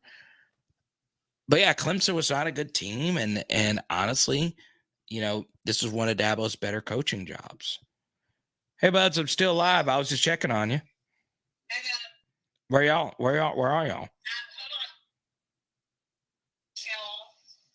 Oh, are you already back in town? Okay, good. We'll see you home in just a second. What are you doing? I'm still live. Say hi. The Master Blaster's here. I got you a pineapple something drink. I don't know. They didn't have peach or mango. Oh my God. Ugh. It's gonna be good. Michelle got it too. It's so good. All right. Well, I'll let you. You don't want it? No, I want it. Come on. Lay back. Hey, babe. They went on a run.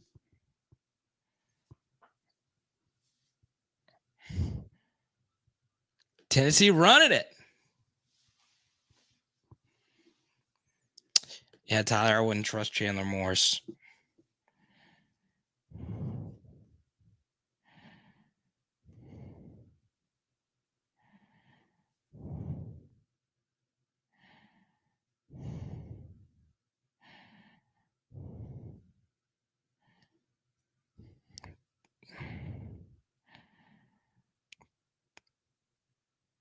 $21-6.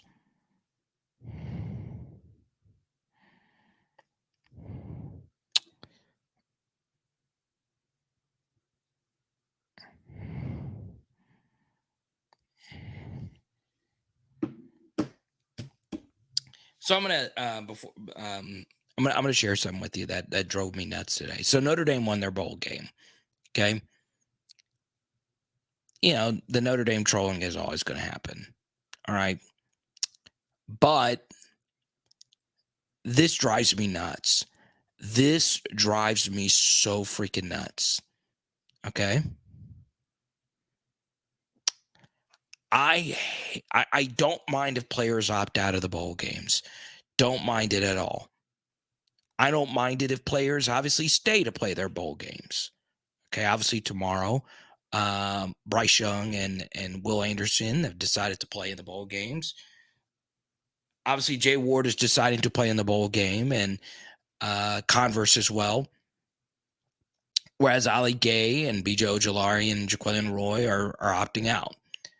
I don't know if they're going to be on the sideline for the game or not, but this is my thing about opting out of a bowl game. If you opt out, fine. Just don't show up. In fact, you can go to the game. Just don't be on the sideline. If you aren't going to play in the bowl game, why are you healthily sitting on the sideline? And I know what a lot of people would retort with. Well, the other players don't care. They like those guys. True, which makes it that much worse, right? If I'm a coach, and you opt out, guess what? Go to the NFL, come back for all the other bowl games. But if you're not playing for the team, you are still on the team, right? Opt out, go for it. But I don't want to see you. Okay? Because I really do think there's an objective reason as to why. Because if things start getting tough, it can get awkward. Because those guys are the best players on your team. All right? If I'm losing by 50 and I look to my right and see a first round tight end just standing there, go put some pads on and help us. Right? Imagine going to battle, and as you go to battle, another soldier's like, opting this one out. Not gonna fire my musket here. If you're not gonna show up to war, don't be on the front lines. Okay? I saw it last year. Kenny Pickett in the booth for Pitt. Why? What? Hey, play in the game. Play.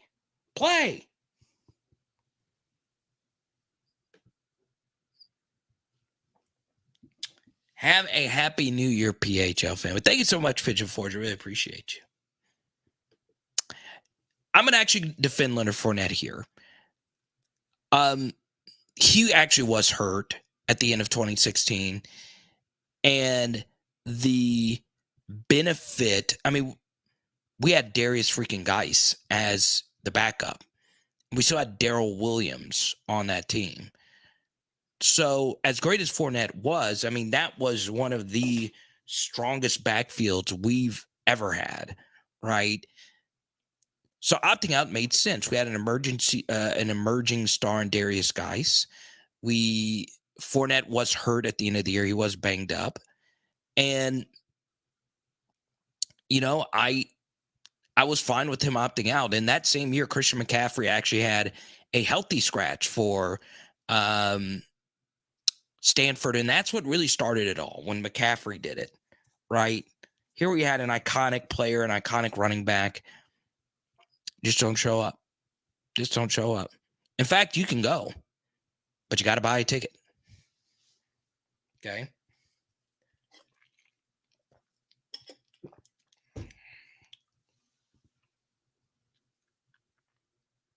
Jules, it's been a while. Good to see you.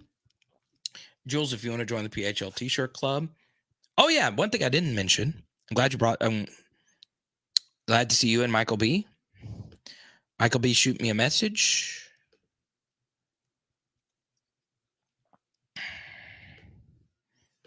Let's see what you got here.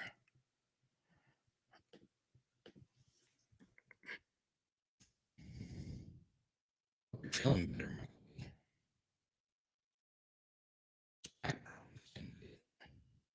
All right. Hey, Z. Now, what I'll say is PHL merch right there. Okay. This is just me experimenting if I could put names on the back. But yeah, we got all make sure you don't order this one unless your last name is Martin. But yeah, get your PHL merch now. It's a good way to support the channel. And if you want to get a PHL hat, shoot me a message, Twitter, Instagram at PowerHourLSU, or just shoot me an email, powerhourlsu@gmail.com. I've got a lot of hats to ship out, and it is hard to find boxes.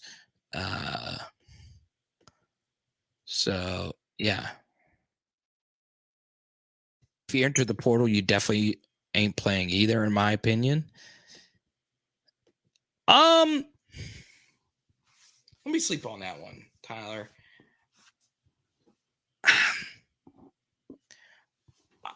I'm kind of okay with it. I am, like, because it does give you an opportunity to say, look, I might want to stay. Also, let's take someone like Coastal Carolina, where your quarterback is entering the portal. It just moves the needle so much either way. So at least if you are in the portal, at least you're playing and helping the team. But I still agree, Tyler. It is kind of weird if you enter the portal and you still play.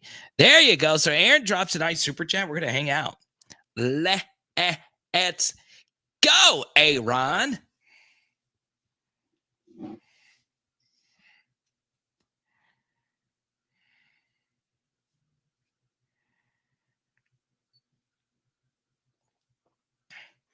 Master Blaster wants to join the PHL T-shirt club. Let's go.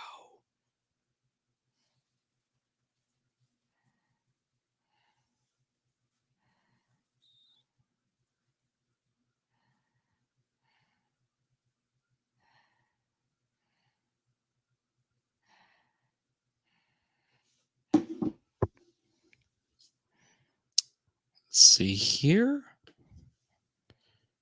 There we go. LSU.com/shop.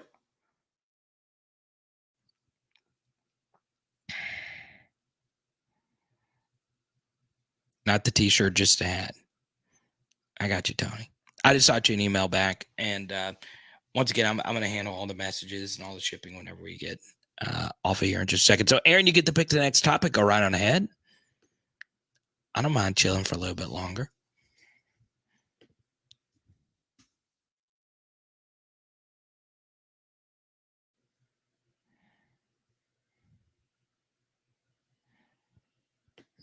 Let me see.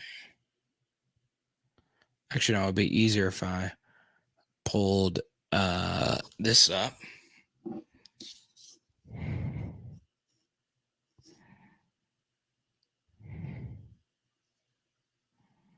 Pelicans win. Oh, my parents went to this game tonight. My dad's a CJ McCollum fan, and he hit a record 11 threes. 11 threes tonight for CJ. Cool stuff. That's pretty cool.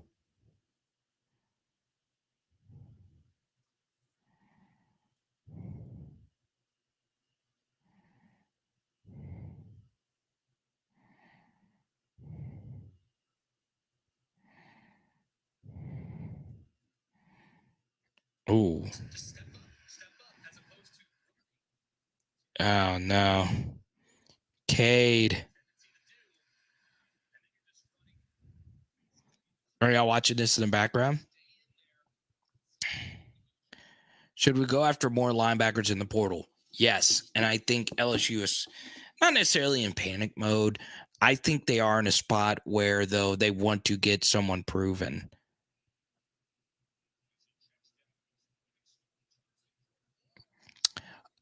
So for me, Aaron, as far as like portal targets, I do feel there was interest or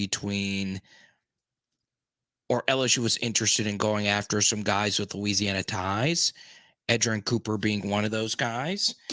And the unfortunate truth is guys that get skipped over from Louisiana don't always want to come back home. And, Edgerrin Cooper is a really, really solid linebacker for Texas A&M. Now, you wouldn't mistake him for Patrick Willis. You wouldn't mistake him for, Devin White, but he's really good. He's definitely like in the top half of the linebackers in the SEC. So, yeah, I don't think, LSU is in all-out panic mode, but I also think a linebacker room of DeMario Tolan, Greg Penn as your traditional off-ball linebackers is something that they feel overly confident with. Not saying that they don't like those guys, it's just not that deep. And let's be honest, Baskerville really carried us this year. And I think it's important to remind ourselves that Baskerville was one of these year 6 guys or year 5, year 6. So what does that mean? Well, that means we missed on a lot of guys, a lot of guys that were top 250 recruits who just did not play at all for us. And some of that's recruiting, some of that's development, whatever the case may be. We just didn't have many inside linebackers step up to the plate. And yeah, I think one thing LSU was blindsided with was the Mike Jones thing, right? And it just further proves that you really don't know anything until the season actually starts and the plays actually start to happen. And it's unfortunate because, we're all Mike Jones fans. He's a very fascinating guy. But, it's hard to play Division I college football. It's hard to play in the SEC. So yeah, it's a very, very interesting thing. Who's the Arizona State All-American in the transfer portal? I'm always openly honest about this. I do not keep up with the transfer portal. Like, if I hear that LSU is interested, or if a player from Louisiana or a player in the SEC enters the portal, let's say someone like Jalen Catalon from Arkansas or Ra Thomas out of Mississippi State, and Ra, of course, signed with Georgia, I'm obviously going to be familiar with that. Yeah, let me look this up. I can look this up real quick. Aaron, you super chatted. What is it? Wait, what is this from Michael E? Bought myself a Christmas present today. Feel a little bad because Carter doesn't have a car. And Show Enough says, Carter, you don't have a car? Well, yeah, I don't. And part of me saving up here is saving up to get a car. But, we have this whole wedding thing coming up. And yeah. But yeah, I don't do what I do because I make a lot of money. There's a lot of other things I can do that I could be making a lot more money. But I wish I did have a car. Now, I am currently borrowing a truck from a friend, but every now and then I'm able to borrow a vehicle.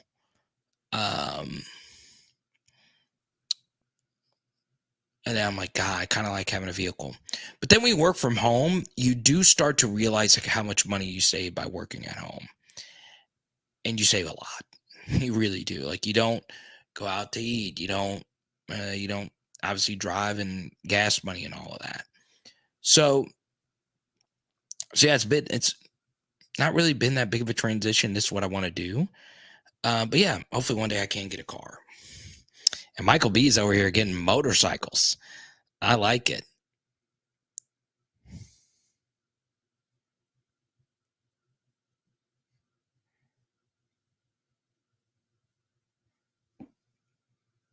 Okay, Clemson, I see you.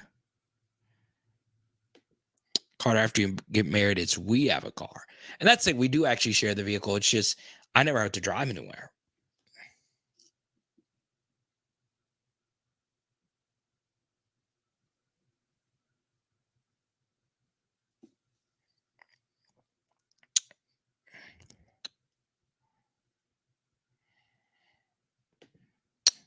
No, sure enough. In fact, it's better news for LSU, and it's nothing against that guy. He was a non-on-field assistant, and every assistant who was in his capacity wants to get an on-field assistant job. That's how you move up the ladder.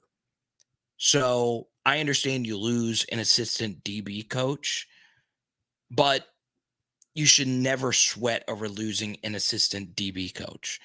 You should be, and I'm not like I'm not singling you out. I'm just answering the question here. You should, and I'm not saying you don't feel happy for him, but anytime like student assistant gets job with Patriots or anything like that. That's what they want to do. That's why they're there. Like, to coach Division I Power 5 football, you coach to be a coach, to be a manager of people, right? You don't coach to be an assistant. You just don't. So yeah, it obviously sucks because, you know, players get to know them and all that stuff. But yeah, happy for him. I don't remember his name either, to be quite honest. But I'm happy for him. Where's he going? He's going to Illinois? Isn't that it?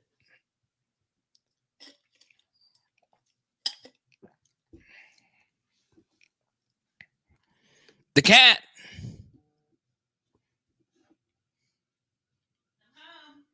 You back, Bubs? So, Hey and her good buddy Roker decided to go to Rotolo's without me.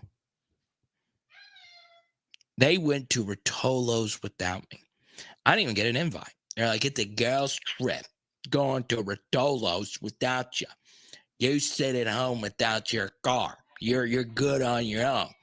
We're just going to go to your own restaurant, your favorite restaurant, without inviting you. Girls' trip.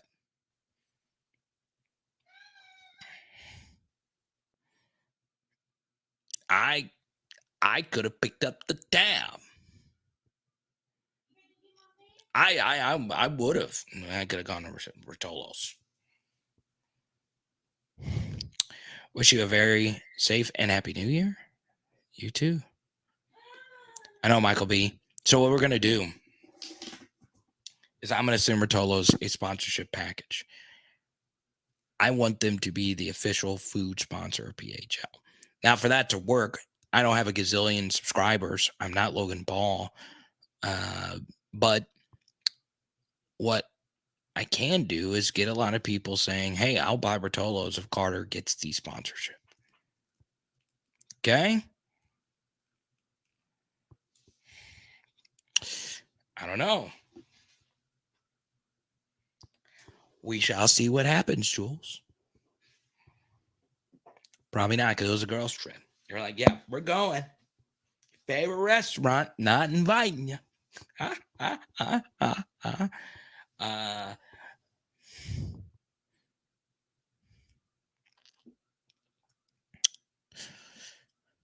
Rumors are circulating.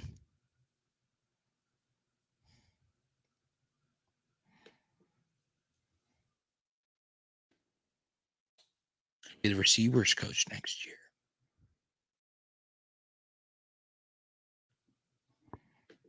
It seems like it's a good plan.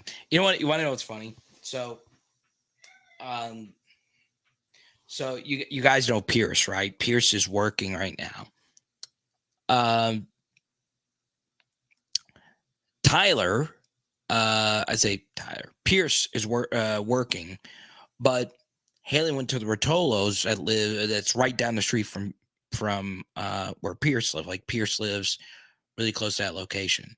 So I sent Pierce a message earlier saying, hey, Pierce.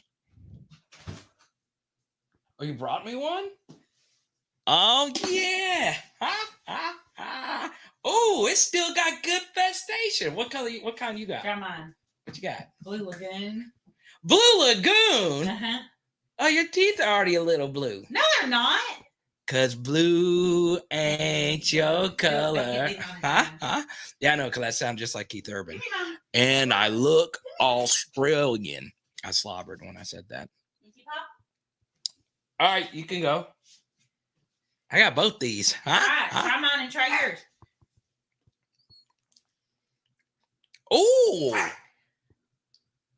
Ooh, Blue Lagoon. That's enough. That's a good sippy. Try yours. Oh, don't show that sweater on here. Don't do that. I'm not. Shut up. Try it. Let's see.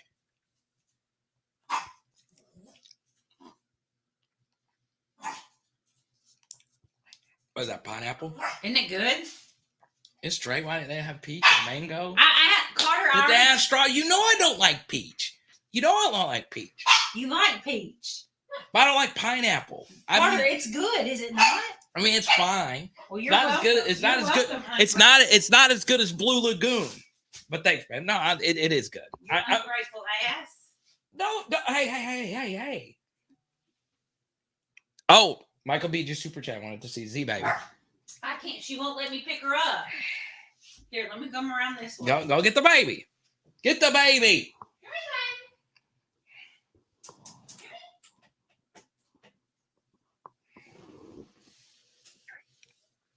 Sherry! Huh? All the ladies at PHO. Doug, what's good? Got my PHO hoodie, bro. Just in time for the last game. Hope it works out for the better. PHL shirt I wore the first game when I met you. Okay? So we're just talking about Pierce. So Pierce, is it okay? Is it okay if I tell him what I did to you earlier? So Haley just got back. All right. So I kind of feel like telling this story because this lets me know that Pierce is in my corner. Okay. So, oh, you brought pizza too? You got leftover pizza too? Let's go. Fat guys unite. Let's go. All right, so Pierce lives like near the Rotolos that Haley went to. And I sent Pierce a message. I was like, hey, I love Rotolos. And then Pierce just sent me a message. I was just sending it because it was on my mind. And Pierce said, oh, are you in town? And I was like, no, my fiance went without me. And I told Pierce, I was like, I think she's with another guy there. And Pierce sent me the craziest message ever. He said, what? And then I was like, Pierce, you've got to go. You've got to let me know if it's happening. And I think I said something like, Pierce, I think we got to end the engagement. And I got to call Star Presley to get it to see if we can get the engagement ring refunded and taken back and all of it. And Pierce believed me. Pierce truly did believe me. And he was at work. And I have a feeling Pierce was getting ready to call his boss, or if he is the boss. I think he was getting ready to leave work to get to get to the bottom of this investigation. I loved it. I love it. I was like, Pierce, I'm just kidding. Wouldn't it have been crazy if he actually did go and there was someone else there? Oh my God. Oh, that is so funny.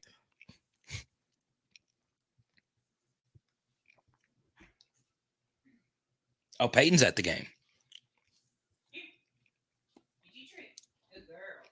Oh, Tennessee scored again. I was busy tasting Blue Lagoon. Hand me the baby. Can't put that on the screen. Carter, stop. Nuh-uh. Can't put that on the screen. You're so weird. Get the baby. Ha! She's really riled up because she's been waiting. She's been waiting on her mama all day. All right. Thank you, Michael B. Bye. Michael B. Jordan. I wish it was Michael B. Jordan.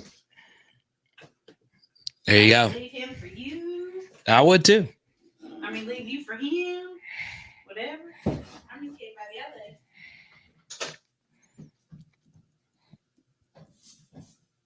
What is all this on the floor in here?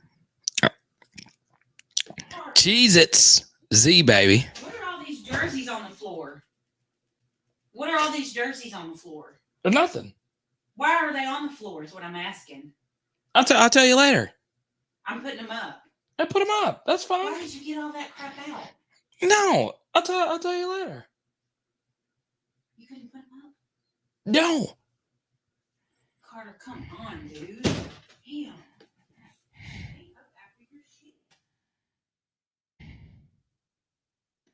Cheez-Its to Charlie.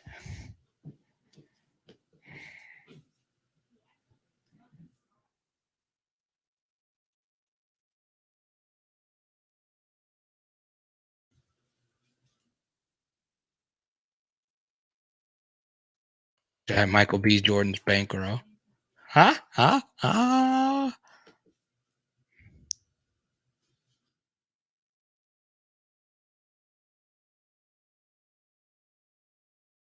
So Michael B. got a Z Baby signing.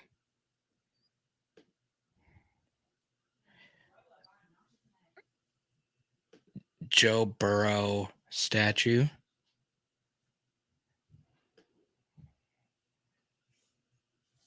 Yes.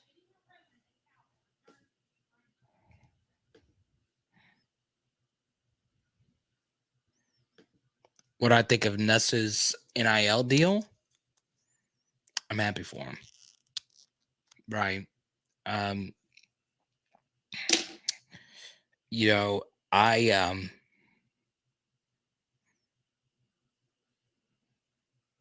oh, good play, DB. So Clemson's got to go for it here, right? You're down by 14. You can't punt right here.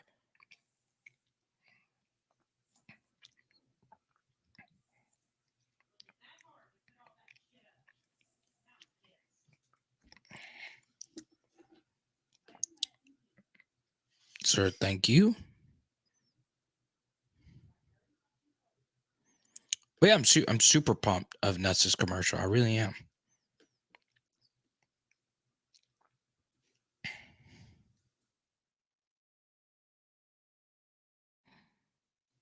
Okay, so they are going for it. Good. You got to go for it here. Okay. You see right here, this.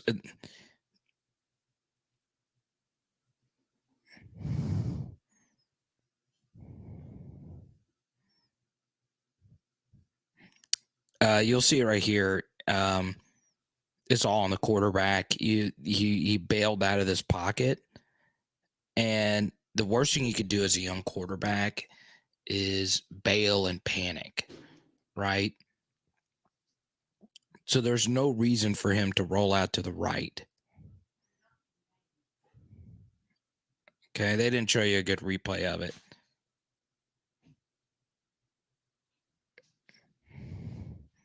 Good pull.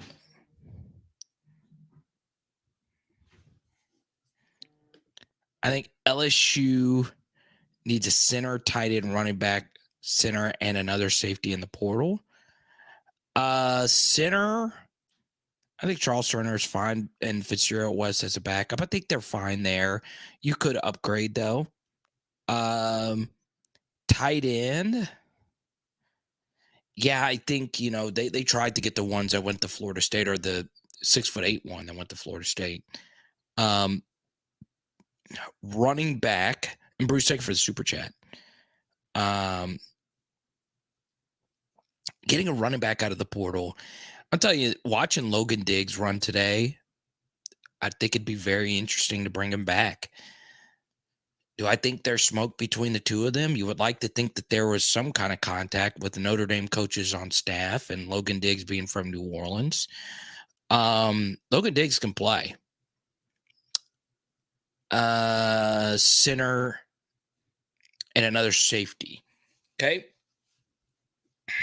Obviously, Major Vernon's coming back is big, so you would like to think your starting safety combo is going to be him and whoever else. That other one is open. Like Toviano could be that guy. So yeah. What other positions of need would you say we have? Obviously wide receiver, even after Keyshawn left. I think Lovett from Missouri would have been a really good fit for us. But obviously, he wasn't going to come here.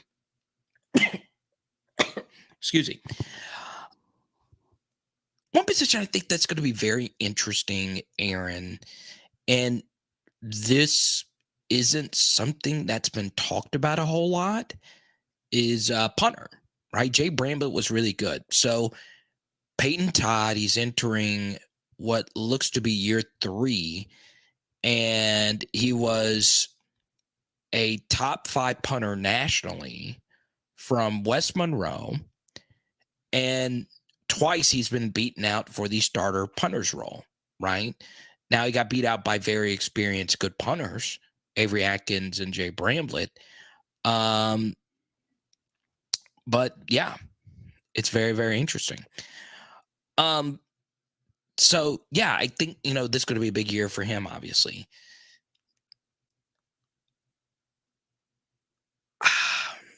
Other positions of need, obviously, Bruce covered quite a few of them. Corner, I think LSU would like to get another corner. Right now, you got two very interesting corners. Zy Alexander out of Southeastern, but obviously Denver Harris looks to be a stud. Very interested to see LaTerrence Welsh in this bowl game. I don't know how I fully feel about him just yet. I really don't. There's just not a whole lot of sample out there. So yeah, I think getting another corner would be very, very, very nice. Now, it's hard to get a ton of corners from the portal, but we did last year, and it worked out, right? We all have our opinions of how the Colby Richardson experience worked out, but, at the very least, I could say it was playable, right? We've brought in a lot of 4-star guys that weren't playable. So, yeah, I think Zy Alexander is going to be better than Darren Evans and Colby Richardson, but we'll see how this experience works out. What's interesting about Zy compared to those two players is he was being heavily recruited by really big schools, USC and a few others. Okay. So we'll see.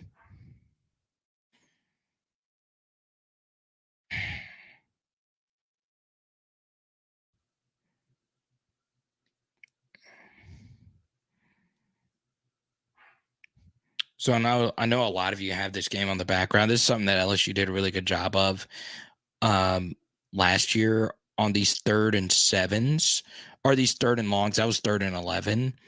They would run the football to make it a manageable 4th, and oftentimes we would convert the full yardage on 3rd down. Now, here's the good thing about running that play is Dabo Swinney took a really bad timeout right there. And you see he's very angry. And the only reason he took a timeout there is because they ran the football. Okay. So they ran the football, and Clemson was not set for the 4th down call right there. And Tennessee actually shot Clemson by going fast.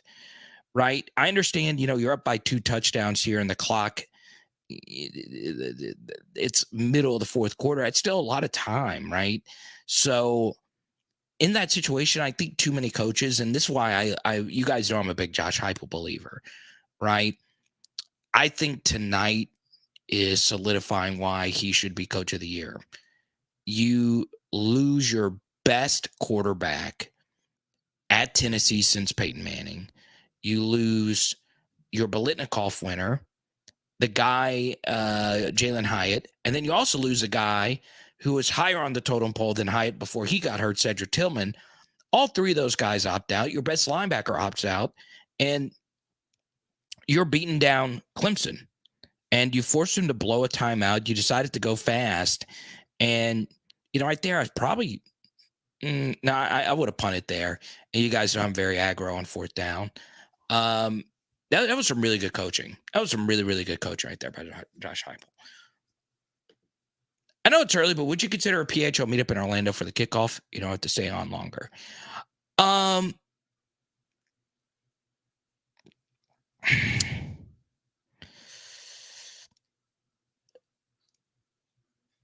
Yes and no. Part of why I did the meetup in New Orleans where I did it is because, number one, we were already planning on doing a meetup somewhere in New Orleans. But then number 2, when Prez was able to find a very good location, and Prez obviously knew the owners,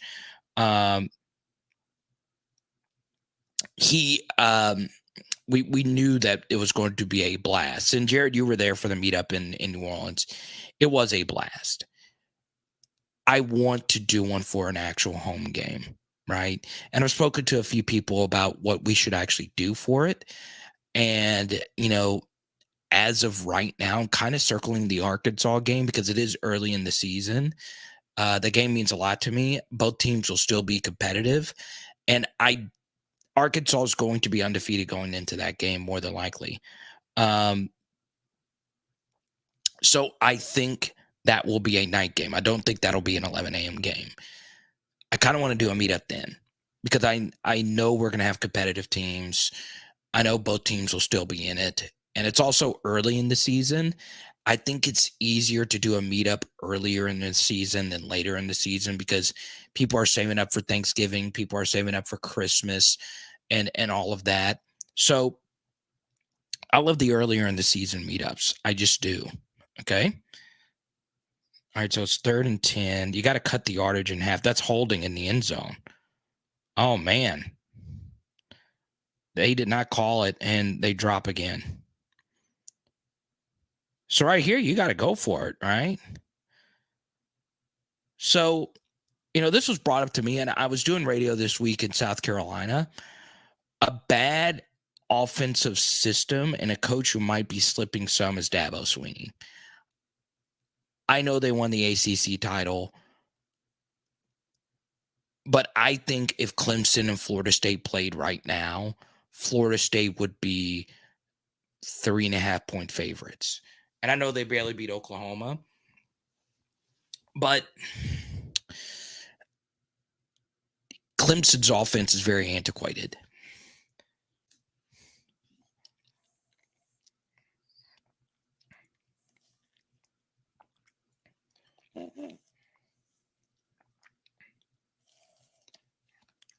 I think right there, Clemson needed to go for it. They only have one timeout.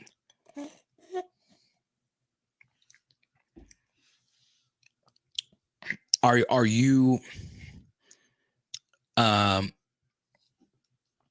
it's all good, Branson. My own family's watching the Bells. They were there. It's all good, man.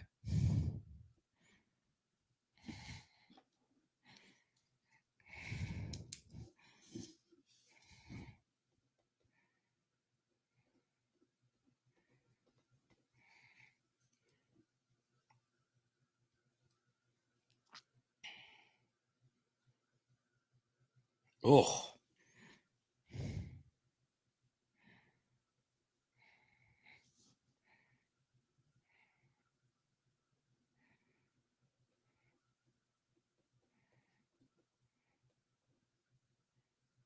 So you see, you should have just gone for it. So the game's over regardless, right? So now all they need is a field goal and it's over. But yeah, Jared, I mean, I'll think about it. I actually do have an in there to do some kind of meetup.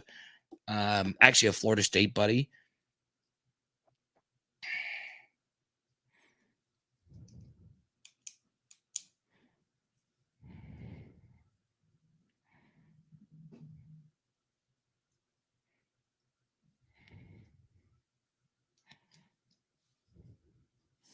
I appreciate that. You listen to the free PHL podcast. I don't know how to, I just need to get better. And I feel like I know a decent amount about social media. I'm not good at Twitter. The only one I'm good at is YouTube, right? Or I feel like I'm decent at it. I suck at Instagram. Branson, we got to get on a call soon. And I love TikTok. I don't love Instagram, but I like Reels. I like that kind of stuff. Oh, Hendon Hooker made the trip. Man, I wish I could love someone as much as I love Hendon Hooker. Dear Lord. He made the trip. Are you kidding me? Dude's got a banged up leg. He made the trip with the team. That's good. He could have stayed at home, rehabilitated that thing. I love it. But yeah, it was impromptu. I made the decision at like 5 this evening.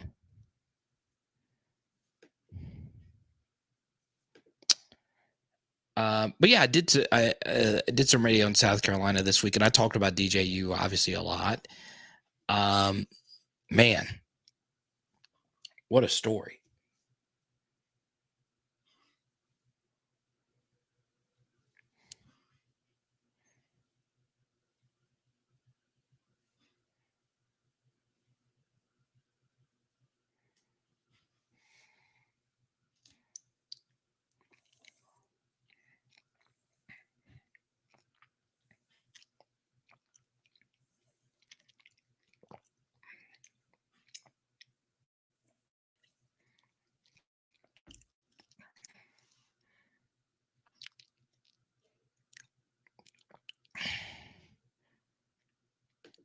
the Saints get Brady and let Hooker sit behind him if he falls to the second round. Yeah, I don't know how I feel about Hendon Hooker as an NFL quarterback. I really don't. Like, I think we would need to see somebody in the NFL run the Tennessee offense first. I just have a feeling the Tennessee offense in the NFL, I don't know. I just think everybody in the NFL is so good. Like, I just think everybody on defense is just so much better. Where, you know, if you have better athletes, you can shut down any defense.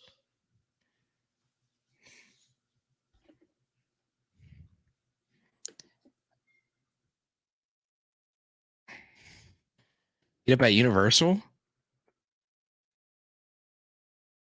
Meet up at Universal? I'm down.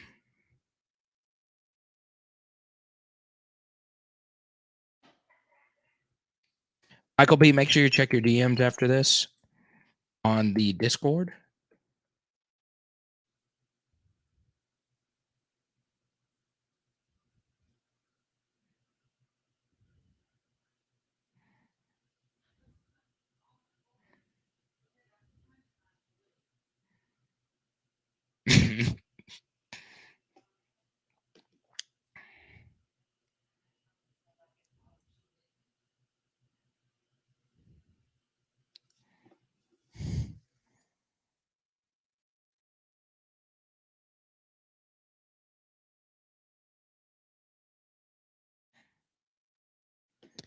Branson, you're transferring to Alabama?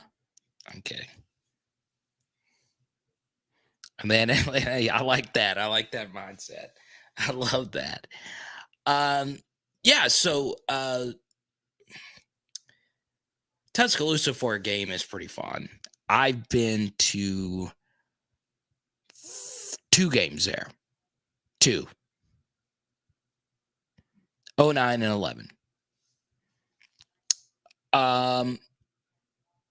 Tuscaloosa itself was a fine city. Like, I actually had some fun partying there. It was good. But I was also in college. So you're in college, obviously, so you'll like the bars. One of the most genius things I've ever seen at a bar was right next to the bar, they opened up a Jimmy John's. And that is just so freaking genius. Let's see, field goes up, and it's good, and the game is over. Okay, I'll turn it off. Well, Sherry, you kind of have to. You're right down the road in the hubby. That'll be tough. I know Jared's going to be there. Well, we might do a PHL meetup in Tuscaloosa if everybody's going. I just need somebody in T-Town or Beham. Tell me where to go.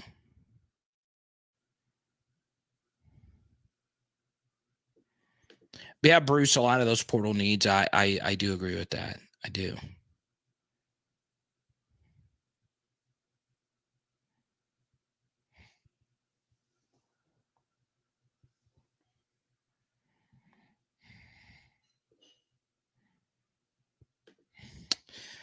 Jared, I'm telling you, people sleep on Fayetteville. That is an incredible college city. Not good, not great, in freaking incredible college city. It really is good. I promise you. Okay. The people there are just so great. And I love it. But I'm a little biased because honestly, one person in my wedding lives there. I would say like 3 people in my bachelor's party that lives there. So yeah, a lot of my lifelong friends live in Fayetteville, and they're never leaving. Once people move there, they never leave. It is a really good quality of life there. Lots of jobs, low crime rate, a lot of that stuff.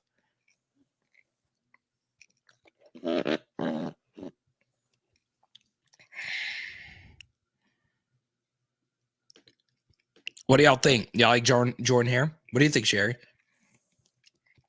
You're an LSU fan. Husband's an Alabama fan. Do you like it? I love it. I've loved my trips to Jordan Hare. I went in 08 and 10, and it was great. I'm not gonna lie. I really enjoyed myself. Now I did, had that fine bomb encounter that made it pretty crazy. But yeah, and their sound system is just crazy. One thing, I love Tiger Stadium to death, but the sound system. I mean, it's not great. And we got Dan freaking Bournet, the voice of God. So yeah.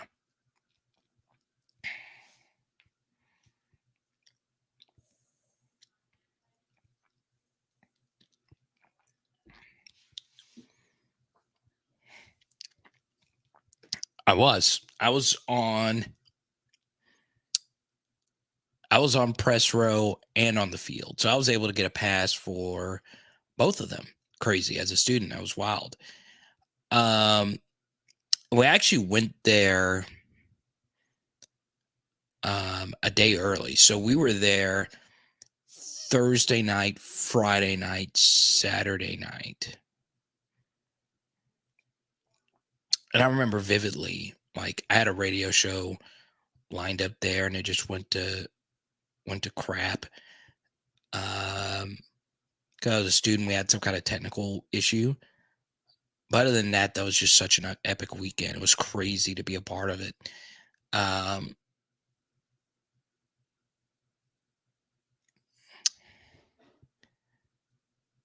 And I remember meeting Robert Kraft.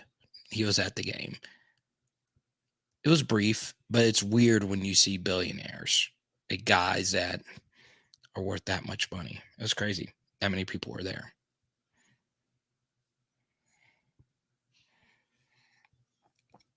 Here's a good question from Pierce. Is Tennessee officially back, or will they just beat Texas back? I am a hypo guy, right? And the good thing about having like an elite head coach that runs that kind of scheme is you don't need the absolute tip top athletes to win a lot of games. Now, in order to win national championships, you got to have those kinds of guys. But, I do believe Tennessee is here to stay. I do. And, the one thing that I like about Tennessee is obviously they don't have the same recruiting fertile grounds that LSU has and Georgia has. But one thing that they do have in their favor is they are fresh. Like, if we were to just see a silhouette of Tennessee's offense, we would know it's Tennessee's offense. It's iconic, if you will. Like, not iconic in terms of like the same way like Tom Brady or Pele or LeBron is iconic. Not necessarily in terms of greatness, but in terms of, recognition. And you could see it and you're like, okay, that's Tennessee. And they're running the hurry up offense. They got the wide receiver wide splits. And there you go.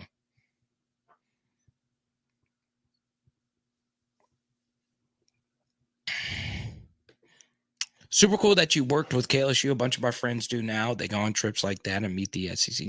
Well, do you want to work there? I mean, I can see what I can do. I don't know if I have any. I know their bosses. But yeah, shout out KLSU Radio. I don't know who's there now, obviously, because I've not been there in the longest. But I poured my heart out in that studio. I've had a lot of good memories at KLSU. I remember the first day, like, I got a job there, and they had this thing called like Sports Update. So it's like exactly what you would think it is. It's, oh, you're an RA. So if you're an RA at a dorm, you can't do the KLSU thing. It's crazy. But yeah, we'll discuss this. But the first day I did an update. All I wanted to be growing up was a sportscaster. I wish I would have focused more on being a better athlete. And I did work really hard at being an athlete, but I was just so focused because I knew I wasn't athletic enough to play, big sports. So I was so focused on being a sportscaster. So all I would do is listen to Colin Cowherd and watch Stuart Scott's clips. That's all I would do. And I was like, okay, I want to do sports. So I remember, I wanted to do sports radio, and I got a job for my buddy Jason Template, and they would do these sports updates where at KLSU, not the target audience, nobody's there to hear sports. They let you do like a 30-second like sports update. And I remember I had the whole thing written down, and I went in there to the studio and I did this epic like performance. Like I had these, like I was like clapping and yelling and doing all these voices. I didn't have any audio or anything to play like that, but I spent so much time. And I just remember the rush of being on the air the first time in that capacity. And God, that was so cool. I'll never remember that rush. I remember Amanda Sager was my boss, and she was actually doing her shift, like her actual radio shift. And when she like turned my mic off, she was like, "What the heck was that?" Like just watching you do all these stupid things. It was so over the top, crazy, cringe, insanity.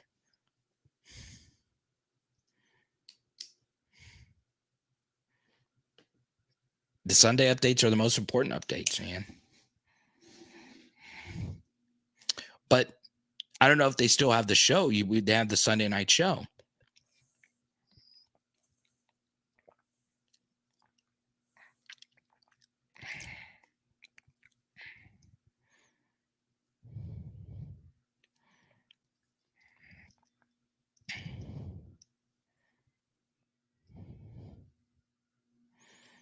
Josh Heupel can mother freaking coach.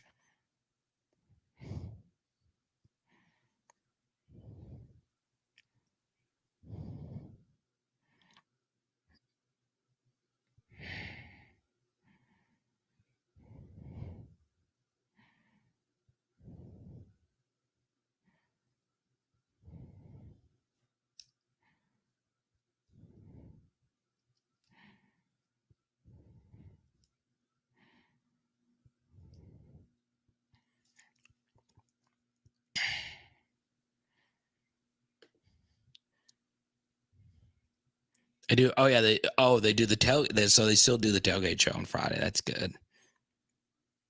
I think I saw that. You've been told you look like Heupel? Oh, you're better looking than him. Oh, the orange Gatorade to match.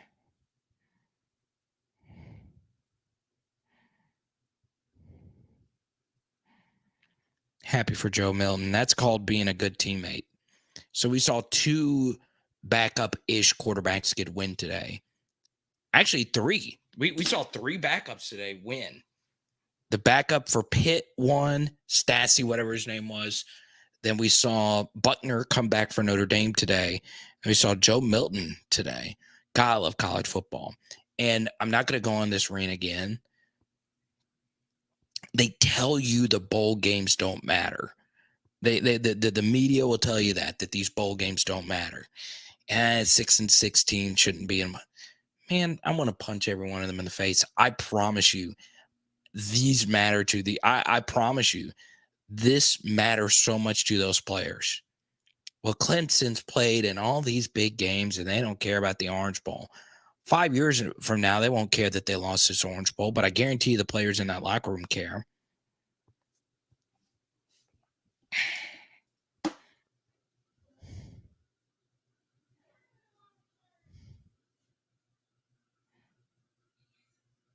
I've seen that too. I actually posted that. Like I got it for you right here.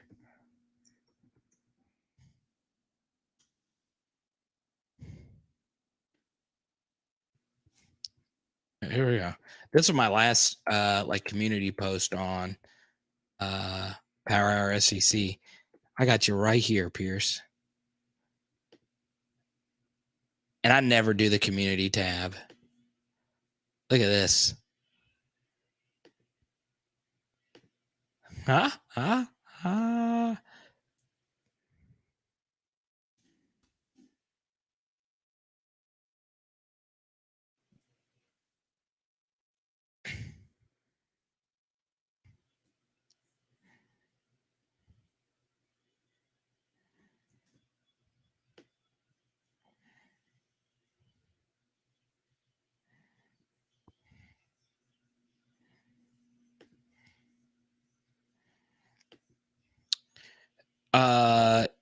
Yes. I'm about to sign off here in a second. We'll get you all set up. Isn't that just great? Look at that. I'm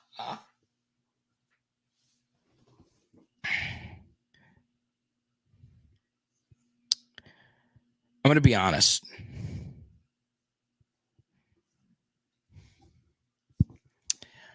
I think like 15, 20 years from now, they will write essays on how brilliant King of the Hill is, right? They will write essays. Okay.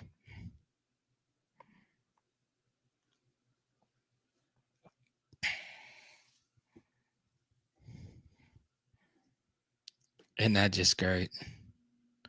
The nose.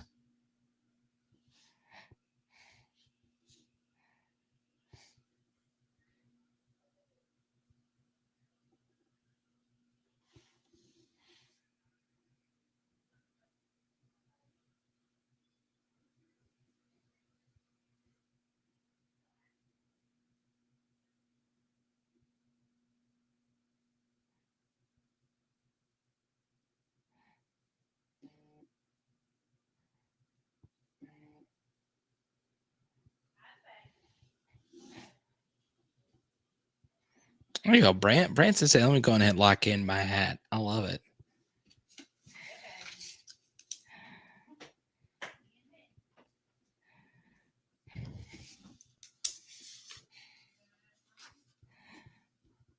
Still watching. I love it.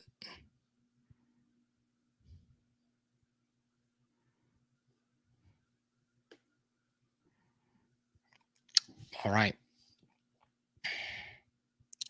Thank you guys so much. Really appreciate each and every one of you.